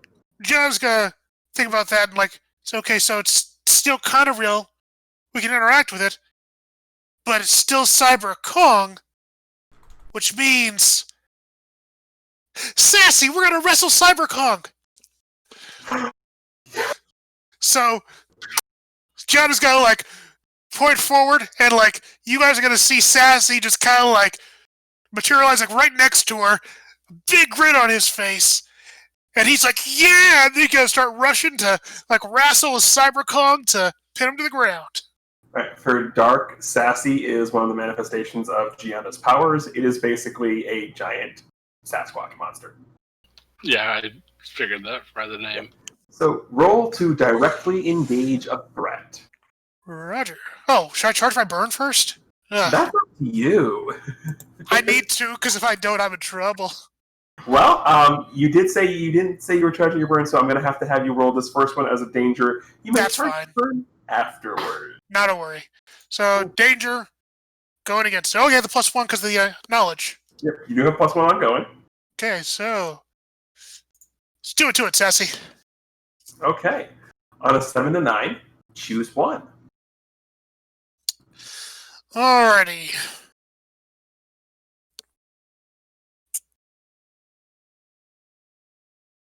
Oh, she's trying to engage with it, wrestle down. Actually going to choose to resist or avoid their blows, because he's charging at us, so... Okay. Yeah. So, the comment you made was, Sassy, we're going to wrestle CyberCon. So, Sassy starts charging forward. CyberCon starts charging forward. Next thing you know, you hear, ding, ding, ding, This is and so a awesome. wrestling ring pops up between them. And CyberCon now has on these ridiculous, like, full-on, like, spandex trunks that are just banana yellow. And what is Sassy's wrestling attire? Oh, jeez. His legs are barely a waist. It's probably gonna be a big thing of trunks, like they have like fish on them. I don't know. Nice. So those two go and they lock up. It's a collar and elbow tie up. Nice. So they're like going around, and then a punch is thrown, another punch is thrown, a couple of body slams. And the body slams are shaking everything. So it's kind of like a stalemate type of deal. CyberCon, it does get the worst of the deal eventually. Just gets slammed down, and the reason CyberCon gets the end of it is he gets slammed down, and Sassy just goes up the top rope and gives him a good old Macho Man elbow drop. So, Angelos, you see a giant cyber monkey and a giant Sasquatch wrestling in a materialized wrestling ring. What do you do?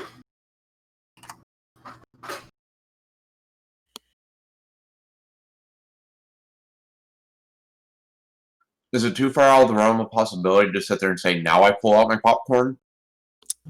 Perfect. You teleport the bucket of popcorn from Hunter and still in the theater to you. Plop. No, actually, I guess that's the situation. Okay. In that case, roll plus superior. As far as I'm concerned, there's nothing that says you can't pull out popcorn and assist the situation. Exactly.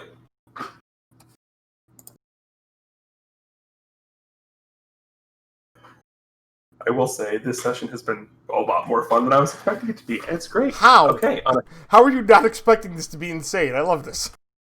I was expecting not let this level insane. Anyway, on a 7 to 9, ask one of the following questions and take +1 while acting on the answers. What here can I use to blank? What here is the biggest threat?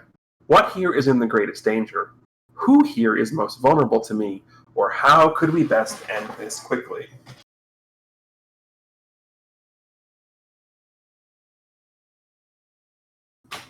I'm totally going to be asking who is the most vulnerable to me. Okay. So, you look around. And you're pretty sure that CyberKong is not the answer to this question. But being from the future, you understand a little more about how, quote-unquote, smoke and mirrors work. And this is definitely a smoke and mirrors thing. So the answer to who here is most vulnerable to you is whoever is responsible for these, for lack of a better description, hard light illusions. And what you can extrapolate from that is there have now been things coming from 3 different theaters. There is only one place in the entire movie theater where someone could see all 3 of those theaters. So who here is most vulnerable to you? Probably whatever jerk is doing this from the projection room.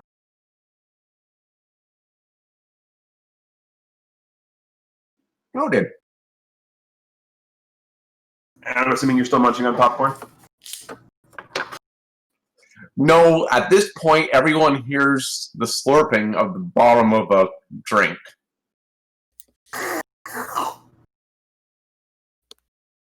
Okay. Charlie. Yes. Gianna has Sassy wrestling with CyberKong.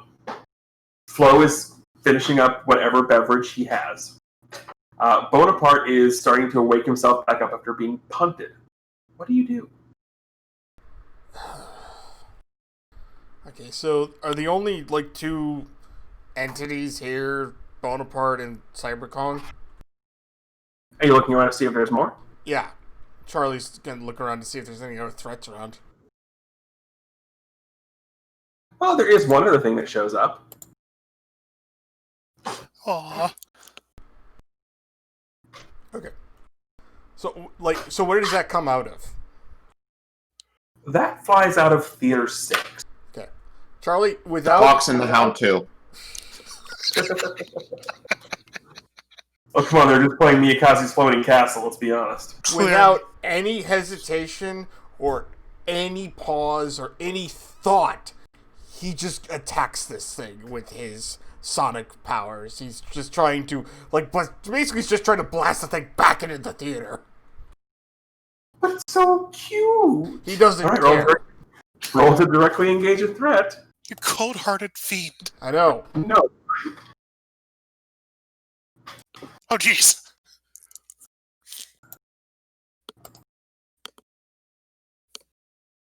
At this point, he's like, anything coming out of a theater is getting beaten.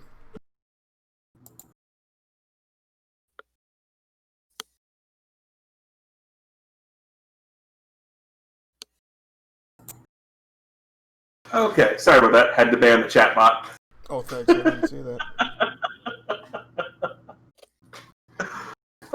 So yes, that is a full hit. So on a hit, choose 2. Resist blows, and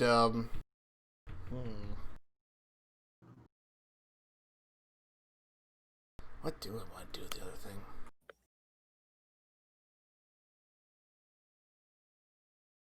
I'll create another opportunity for my allies. Oh right, you're gonna create another opportunity.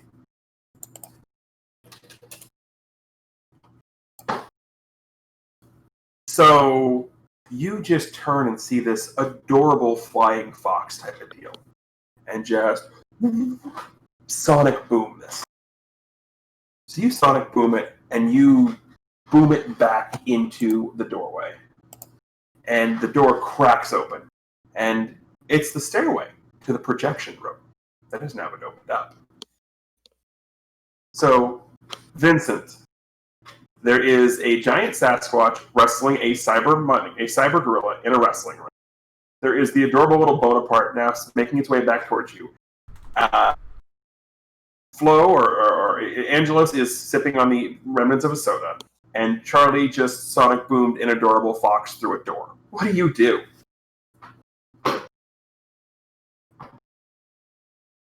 So I'm still trying to think of how, my powers would apply here. So Bonaparte would be a machine, correct? You're not sure.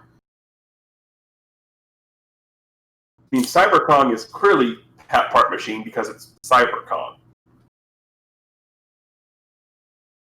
Bonaparte, you're not sure if it's a machine or not. I will tell you from the GM perspective, but you don't know that. So knowing that it's Cybertong and yes, it's a machine, I'm gonna start like edging closer to it, like kind of sitting behind like one of the snack barricades. I'm gonna start typing my gauntlet to try to hack into it. Okay, you're trying to hack into CyberCog. Okay. Roll to unleash your powers. That's a plus freak roll. Part of me wants this to succeed, part of me wants this to fail. I'm afraid what's going to happen if I give Dark. Oh, sorry, coming up again? If I give Dark a joystick and a giant gorilla, what's going to happen? Let's see. So, you bring up the sheet, Vincent. Character sheet, you hit roll freak, and then it's going to put, you don't have the input value, situational bonus or penalty? If I screen share for a second, will it screw you up, OPT? Yeah. What's up? So, I can just roll it for you right here. Okay.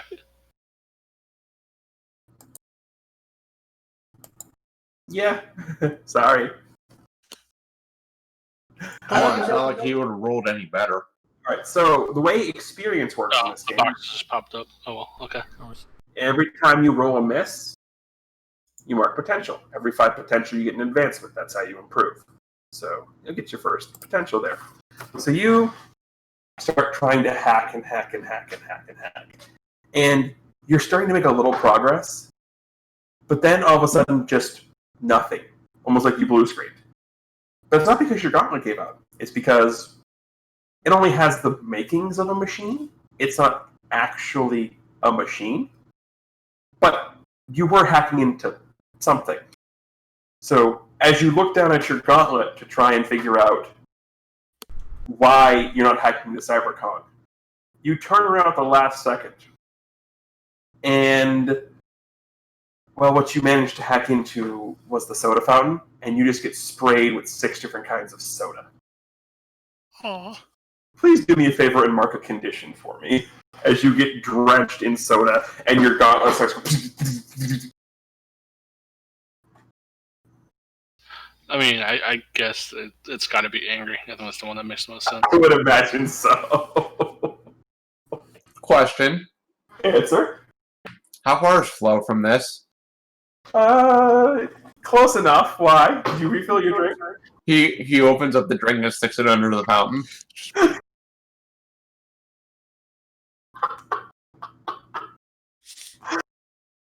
Make the most out of it. Oh, hey Google.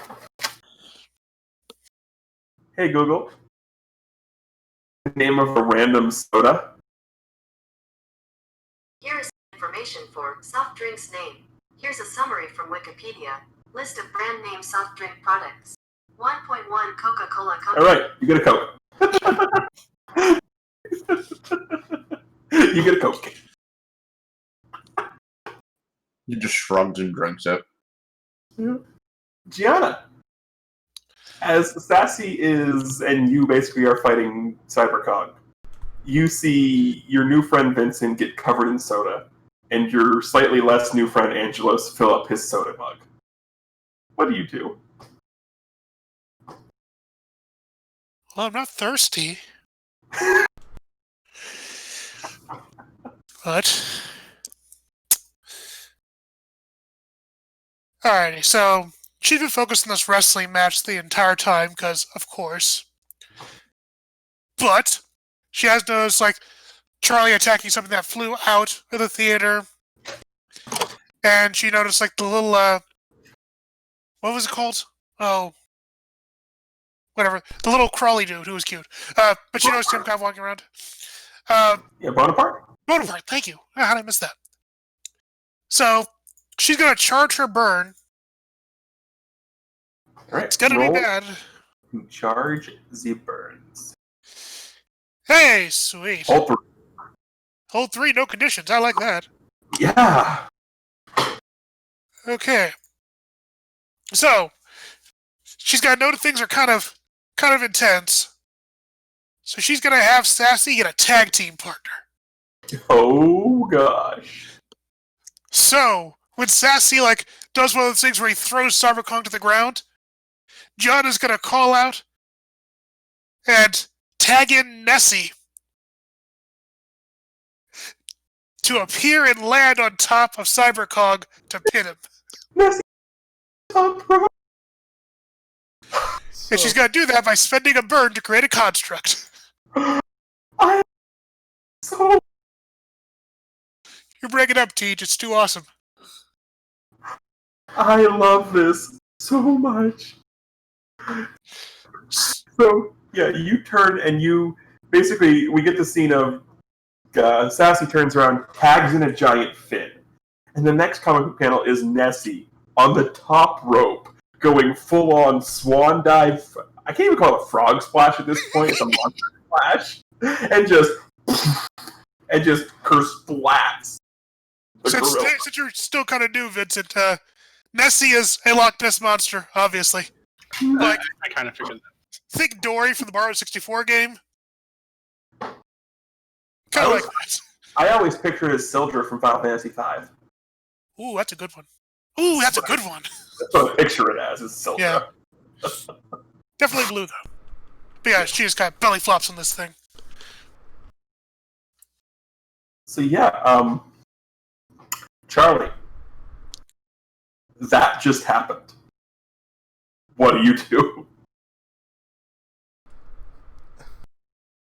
stare amazingly at this massive Nessie that just falls through the sky, just appears and pins the guy. It's just, okay. Right. That's right, giant Nessie. Right. He's gonna turn his attention to the stairway that he apparently got, revealed by smashing things. So he's gonna run up the stairs. Well, before you run up the stairs, Okay. as you're looking at that, and you can't really respond, you hear what that is a masterful performance. And standing at the bottom of the stairs is this fine gentleman. Gianna will recognize this fine Hi, gentleman. Mr. Stage Fright. That would be stage fright. So wait, so when Charlie turns around, this guy's standing right there? In the stairs, yeah. Well, Charlie's never met him. Charlie's just immediately going to punch this guy in the face. Okay.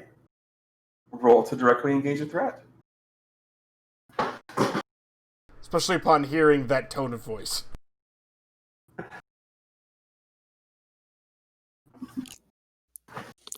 Nobody's more snooty than me. Exactly. Oh, Vincent is. Yeah. Choose two. Resist, and I'm gonna... Is he actually wearing that hat? He is wearing the hat. Well, he's not wearing the hat anymore. You're Sure. taking the hat. Yeah, I'm taking the hat. So he says that as a matter, and you just turn and you just punch him. You say, okay. There's no need for violence when you're putting on a masterful show.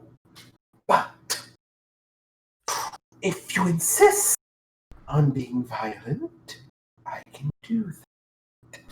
Charlie puts the guy's hat on his head. And as he snaps his fingers, where there was one Bonaparte, there is now 20. He looks... I knew you were involved. I don't even know who you are, but that smirk on your face... I knew it! Who are you, anyway? You know what? I don't even care. Yes. And all 20 Bonapartes come charging at Charlie.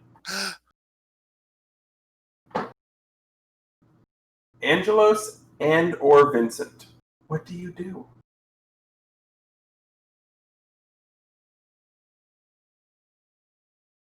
So being really annoyed right now after being covered in soda and seeing this little army of furballs, Vincent's going to just furiously type onto his gauntlet, and just from his feet to the top of his head is going to be covered in like a metal suit with glowing eyes, and the gauntlet's going to turn into like a big shield.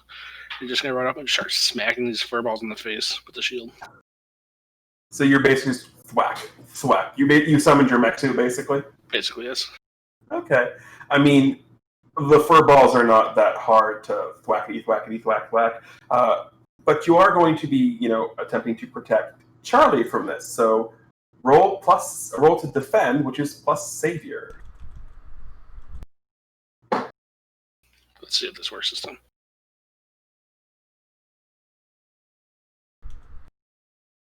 Hey! Okay, so on a 7 to 9, on a hit, you keep them safe. Choose to either add a team to the pool, gain influence over somebody you protect, or clear a condition. However, on a 7 to 9, you have to either escalate the situation or expose yourself to danger.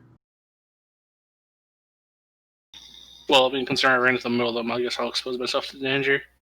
All right, and are you choosing to add a team to the pool, gain influence, or clear a condition? What is team to the pool again? Basically, with a team, so if there are people in your team around to help you and assist you, they can spend a team to add +1 to a roll. Normally, it helps to put like a 6 to a 7, so it goes from a miss to a hit, or a 9 to a 10, to make a partial hit go to a full hit. You have 3 teams in the pool currently. I will remove my anger condition. That seems fair. So you waited, and you're thunk, thunk, thunk, thunk, just smashing a good portion of these Bonapartes. And you are so caught up on the Bonapartes that you miss the flying fox squirrel thing come zipping out of the stairway and just latch on to your face. So you just cleared a condition, but I'm going to need you to mark another one. As adorable flying fox is now going full-on raccoon wounds on you.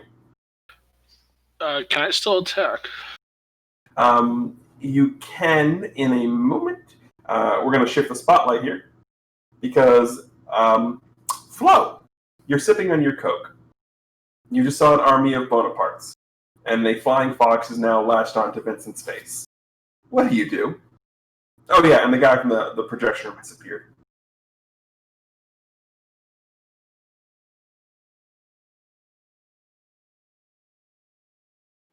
So I'm going to directly engage a threat as well. Okay. The guy from the projection. How are you going to do that?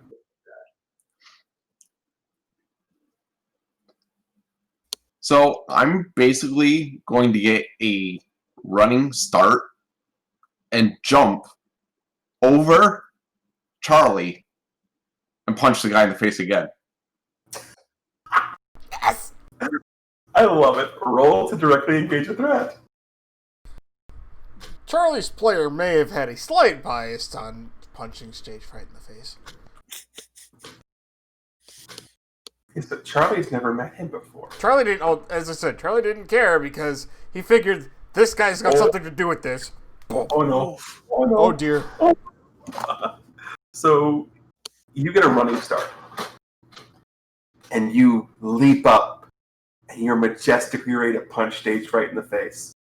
There's just one problem.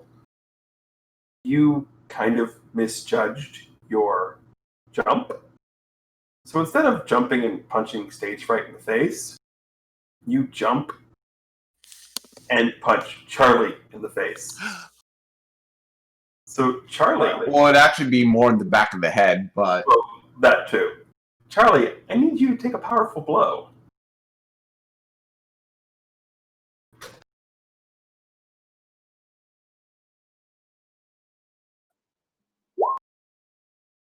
Okay, on a 7 to 9, choose one.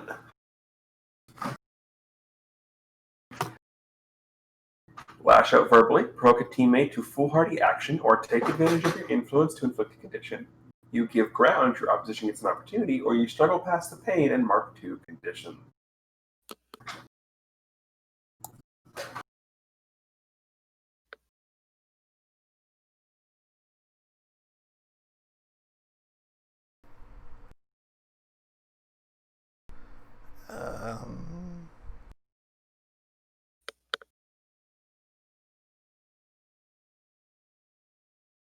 Can I provoke the same person who just hit me to do something foolhardy?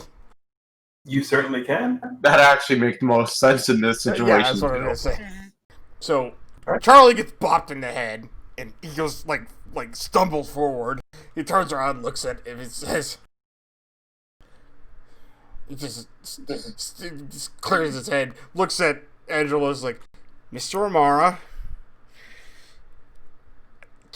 I am not the one you're trying to hit. We've had issues and whatnot, but I think you want to punch him. Would you mind doing that, please?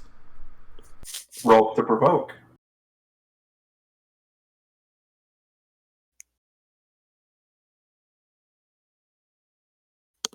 Did you add your influence? No, I didn't, actually. I forgot. That's a 10. So with a PC threat, provoke, it is the carrot and the stick. So if he does it, we add a team to the pool. If he doesn't do it, he marks a condition. Ooh. So when he says that, I'm like shaking my hand because I caught him right in the back of the skull. Right. And then I just look down with the same hand that I'm shaking and turn around and just punch. All right. Roll again to directly engage a threat. Add team to the pool. Oh, It and this, probably is not going to be any better, by the way. remember to add a +1 to this because technically you have the +1 to go after stage fright because of your assess. Not that would have mattered in the last one. No.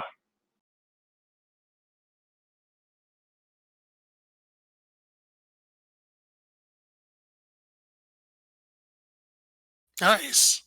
Okay. I hit. You did hit. So on a 7 to 9, choose one. Oh, I'm totally expecting to take a blow here, but I'm giving Charlie the opportunity. Opportunity to. So you're creating an opportunity. So you turn around and you boom, punch stage fright right in the face. And you punch him, and he like drops to a knee. And he just looks, I don't know why you all are trying to punch me. I've done nothing to you. Why do you insist on fire?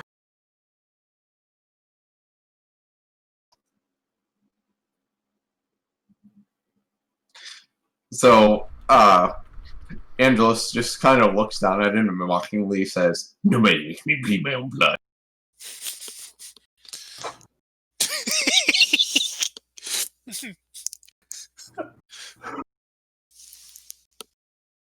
Actually, is stage fright so blubbering loud enough for Gianna to hear?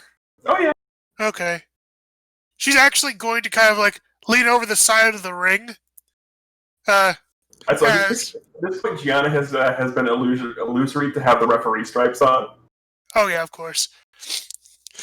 But she's like, she hangs over the side of the ring to look at stage fright, and she's like, "Don't lie, Mr. Stage Fright. Like, it's because of you that I almost turned into a monster thing. If you hadn't had those creatures attack me, you've done very bad things." He looks up. Creatures attack. What are you talking about? I would never have creatures. Nothing permanent.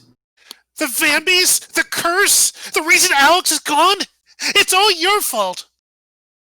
He legitimately looks confused at everything you just said. I want to pierce the mask on this guy. Go right ahead. That's a plus mundane, right? There's a +1 day. That's gonna go nowhere. Hey! Yeah, she totally believes everything she's saying right now. All right. So he just looks. I am only here to show everybody how magnificent a theater performance can be. Look at the first time we ran into each other. Did anyone get hurt? You mean with the bomb? No. With the games on the stage. You kidnapped my dad! I asked if anyone got hurt. I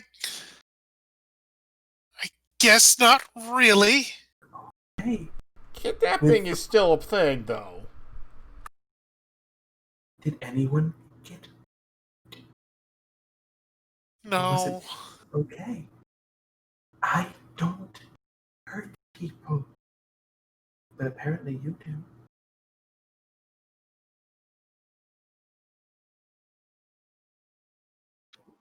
You deserve to be punched again.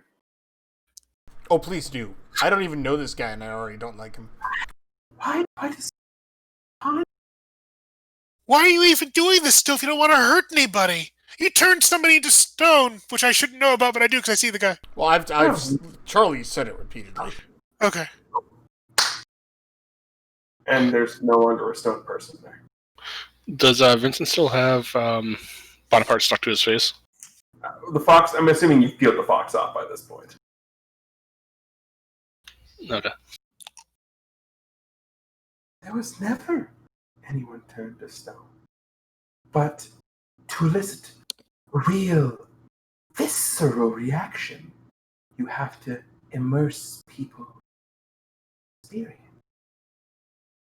Hence the wrestling ring, hence the stripes.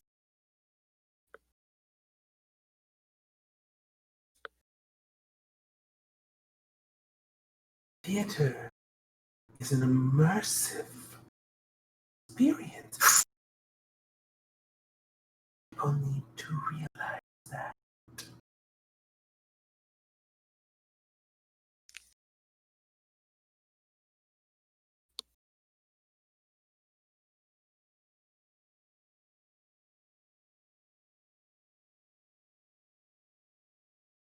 What do y'all do?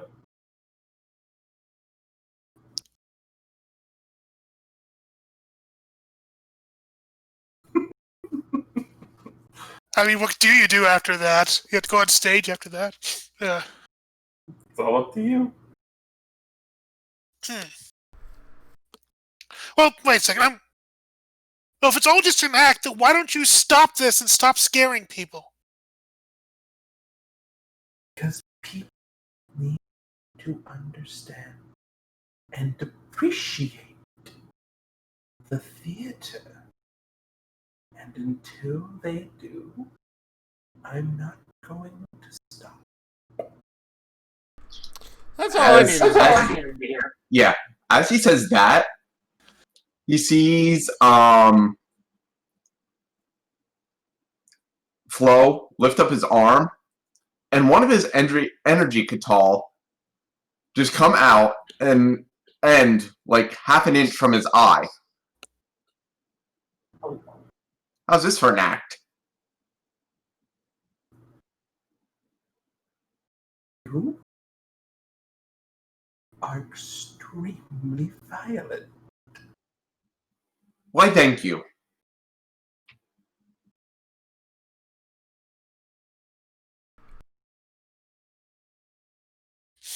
But I will say that the four of you put on a passable show.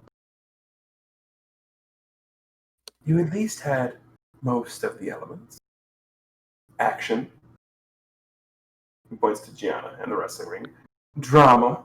He points to the argument that Flo and Charlie had. Even some slapstick.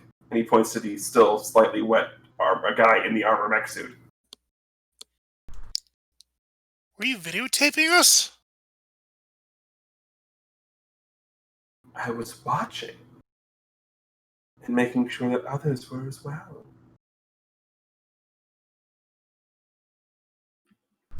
You know, Charlie, if you want to punch him, I'm totally for it. Oh, he's already, winding back and just to unload on this guy's face one more time.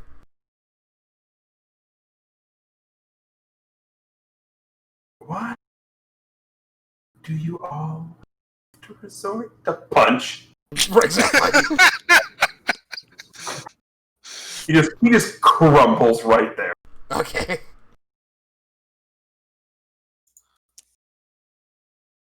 Charlie kind of backs up and just shakes his hand and be like, ow.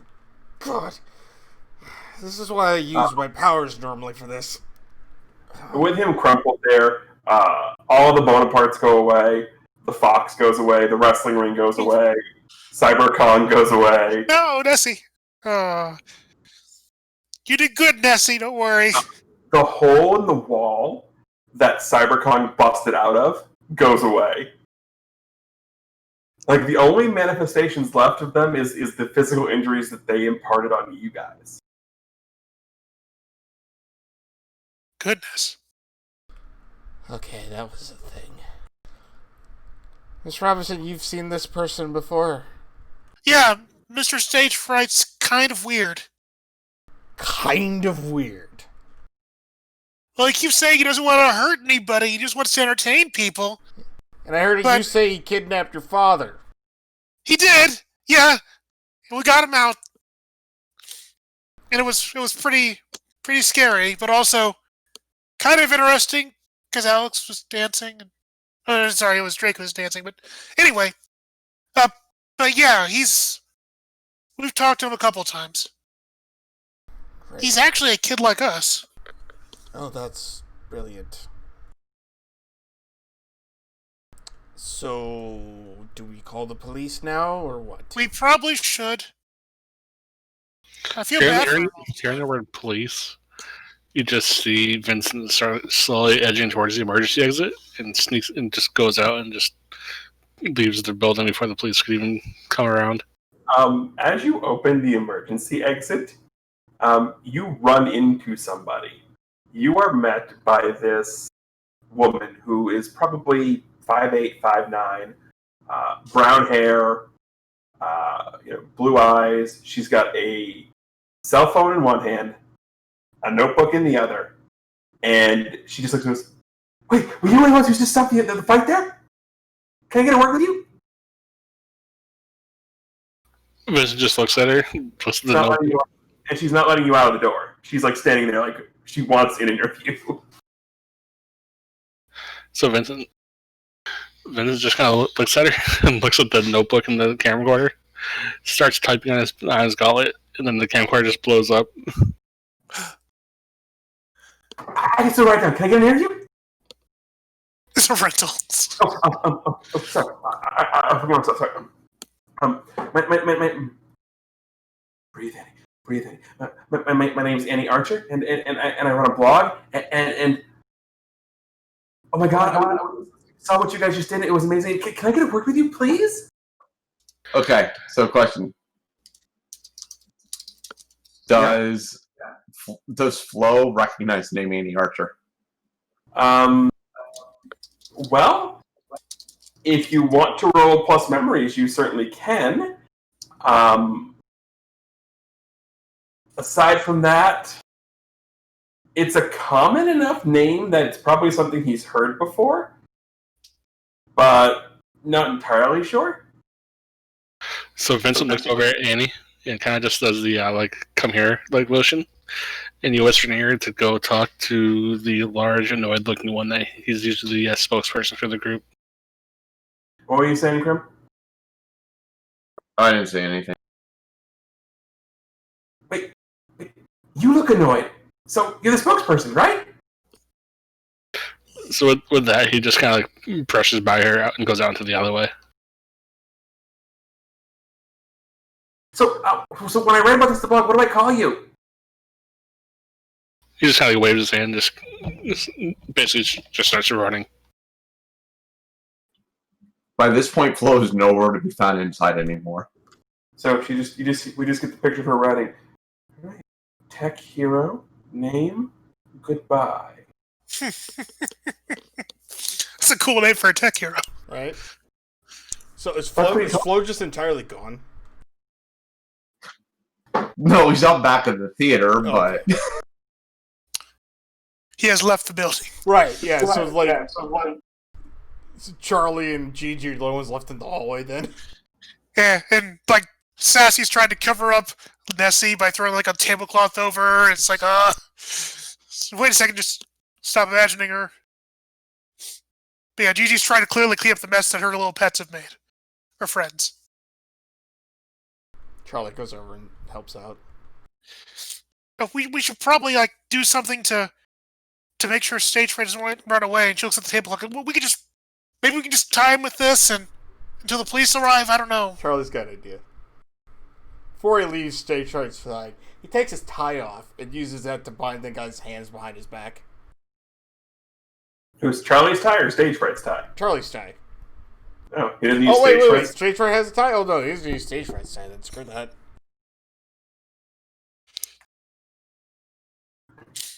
No, we're responsible heroes. We clean up our messes. Exactly. I run So, over alleyways and disappear. yeah. Charlie's better than Flo because Flo would have just tightened the tie. So we turn the page, and we're going to get a couple of ending scenes here. So the first one is we're in a large office. There are screens and monitors everywhere. There are what appear to be awards and different things framed on the wall. If you look closer at the wall, a lot of things that are framed are newspapers, specifically newspaper articles, all different kinds.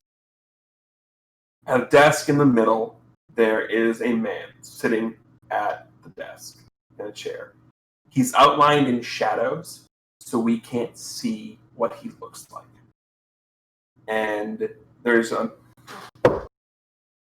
the door, we get the word panel that says "come in," and that same urban camo-clad individual from earlier walks in, holding the robotic cat. So the gentleman at the desk looks and goes, "Is that one of the prototypes?" And the person in the garbage goes, "Well, we followed it from the house you said it was going to be at, and you were right. The machine you had worked. It allowed it to. It told it to come down here, and it did." And he goes, holds his hand up. "Good. You've done well, my boy.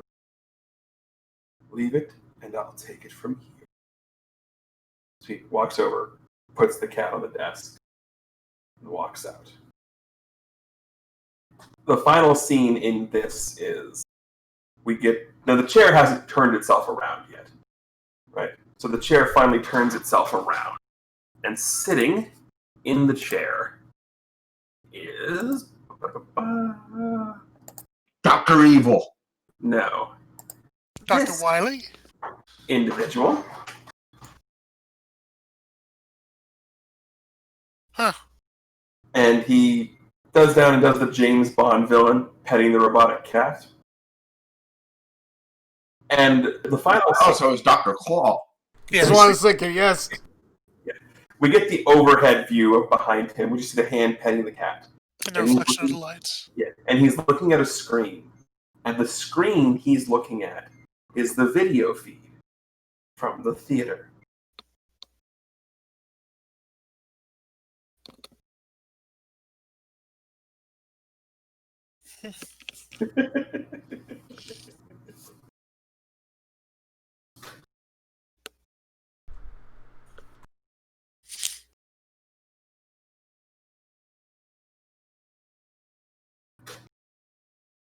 There was another end scene I wanted to do, and I forgot what it is now. No! Oh no!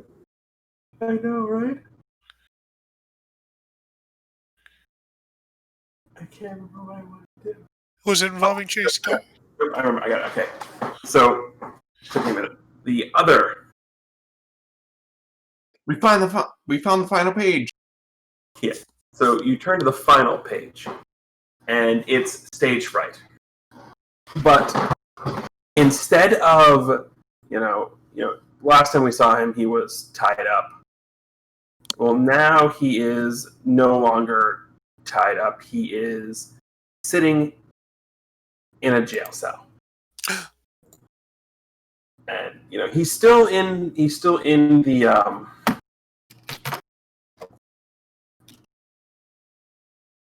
he's still in the suit he was in, but he's in the jail cell. And we get the sort of thought bubble picture that is, something speaking off screen. And we just hear in this sort of ominous voice, "They will all learn to be afraid of what you have to offer. And he's looking around like he hears this voice but doesn't know where it's coming from. And we hear the voice again. Let me in, and we'll all learn to fear. And we just hear, well, they will learn to appreciate theater and be afraid of me at the same time. Yes. Then okay. And the last scene we get is Stage Fright reaching out, grabbing something, and he puts it on his face. And the last scene we get is him turning to face basically the hard camera on the page and looking back at the viewer. And where Stage Fright was, there is now this. Phantom of the Opera. The half mask. Right.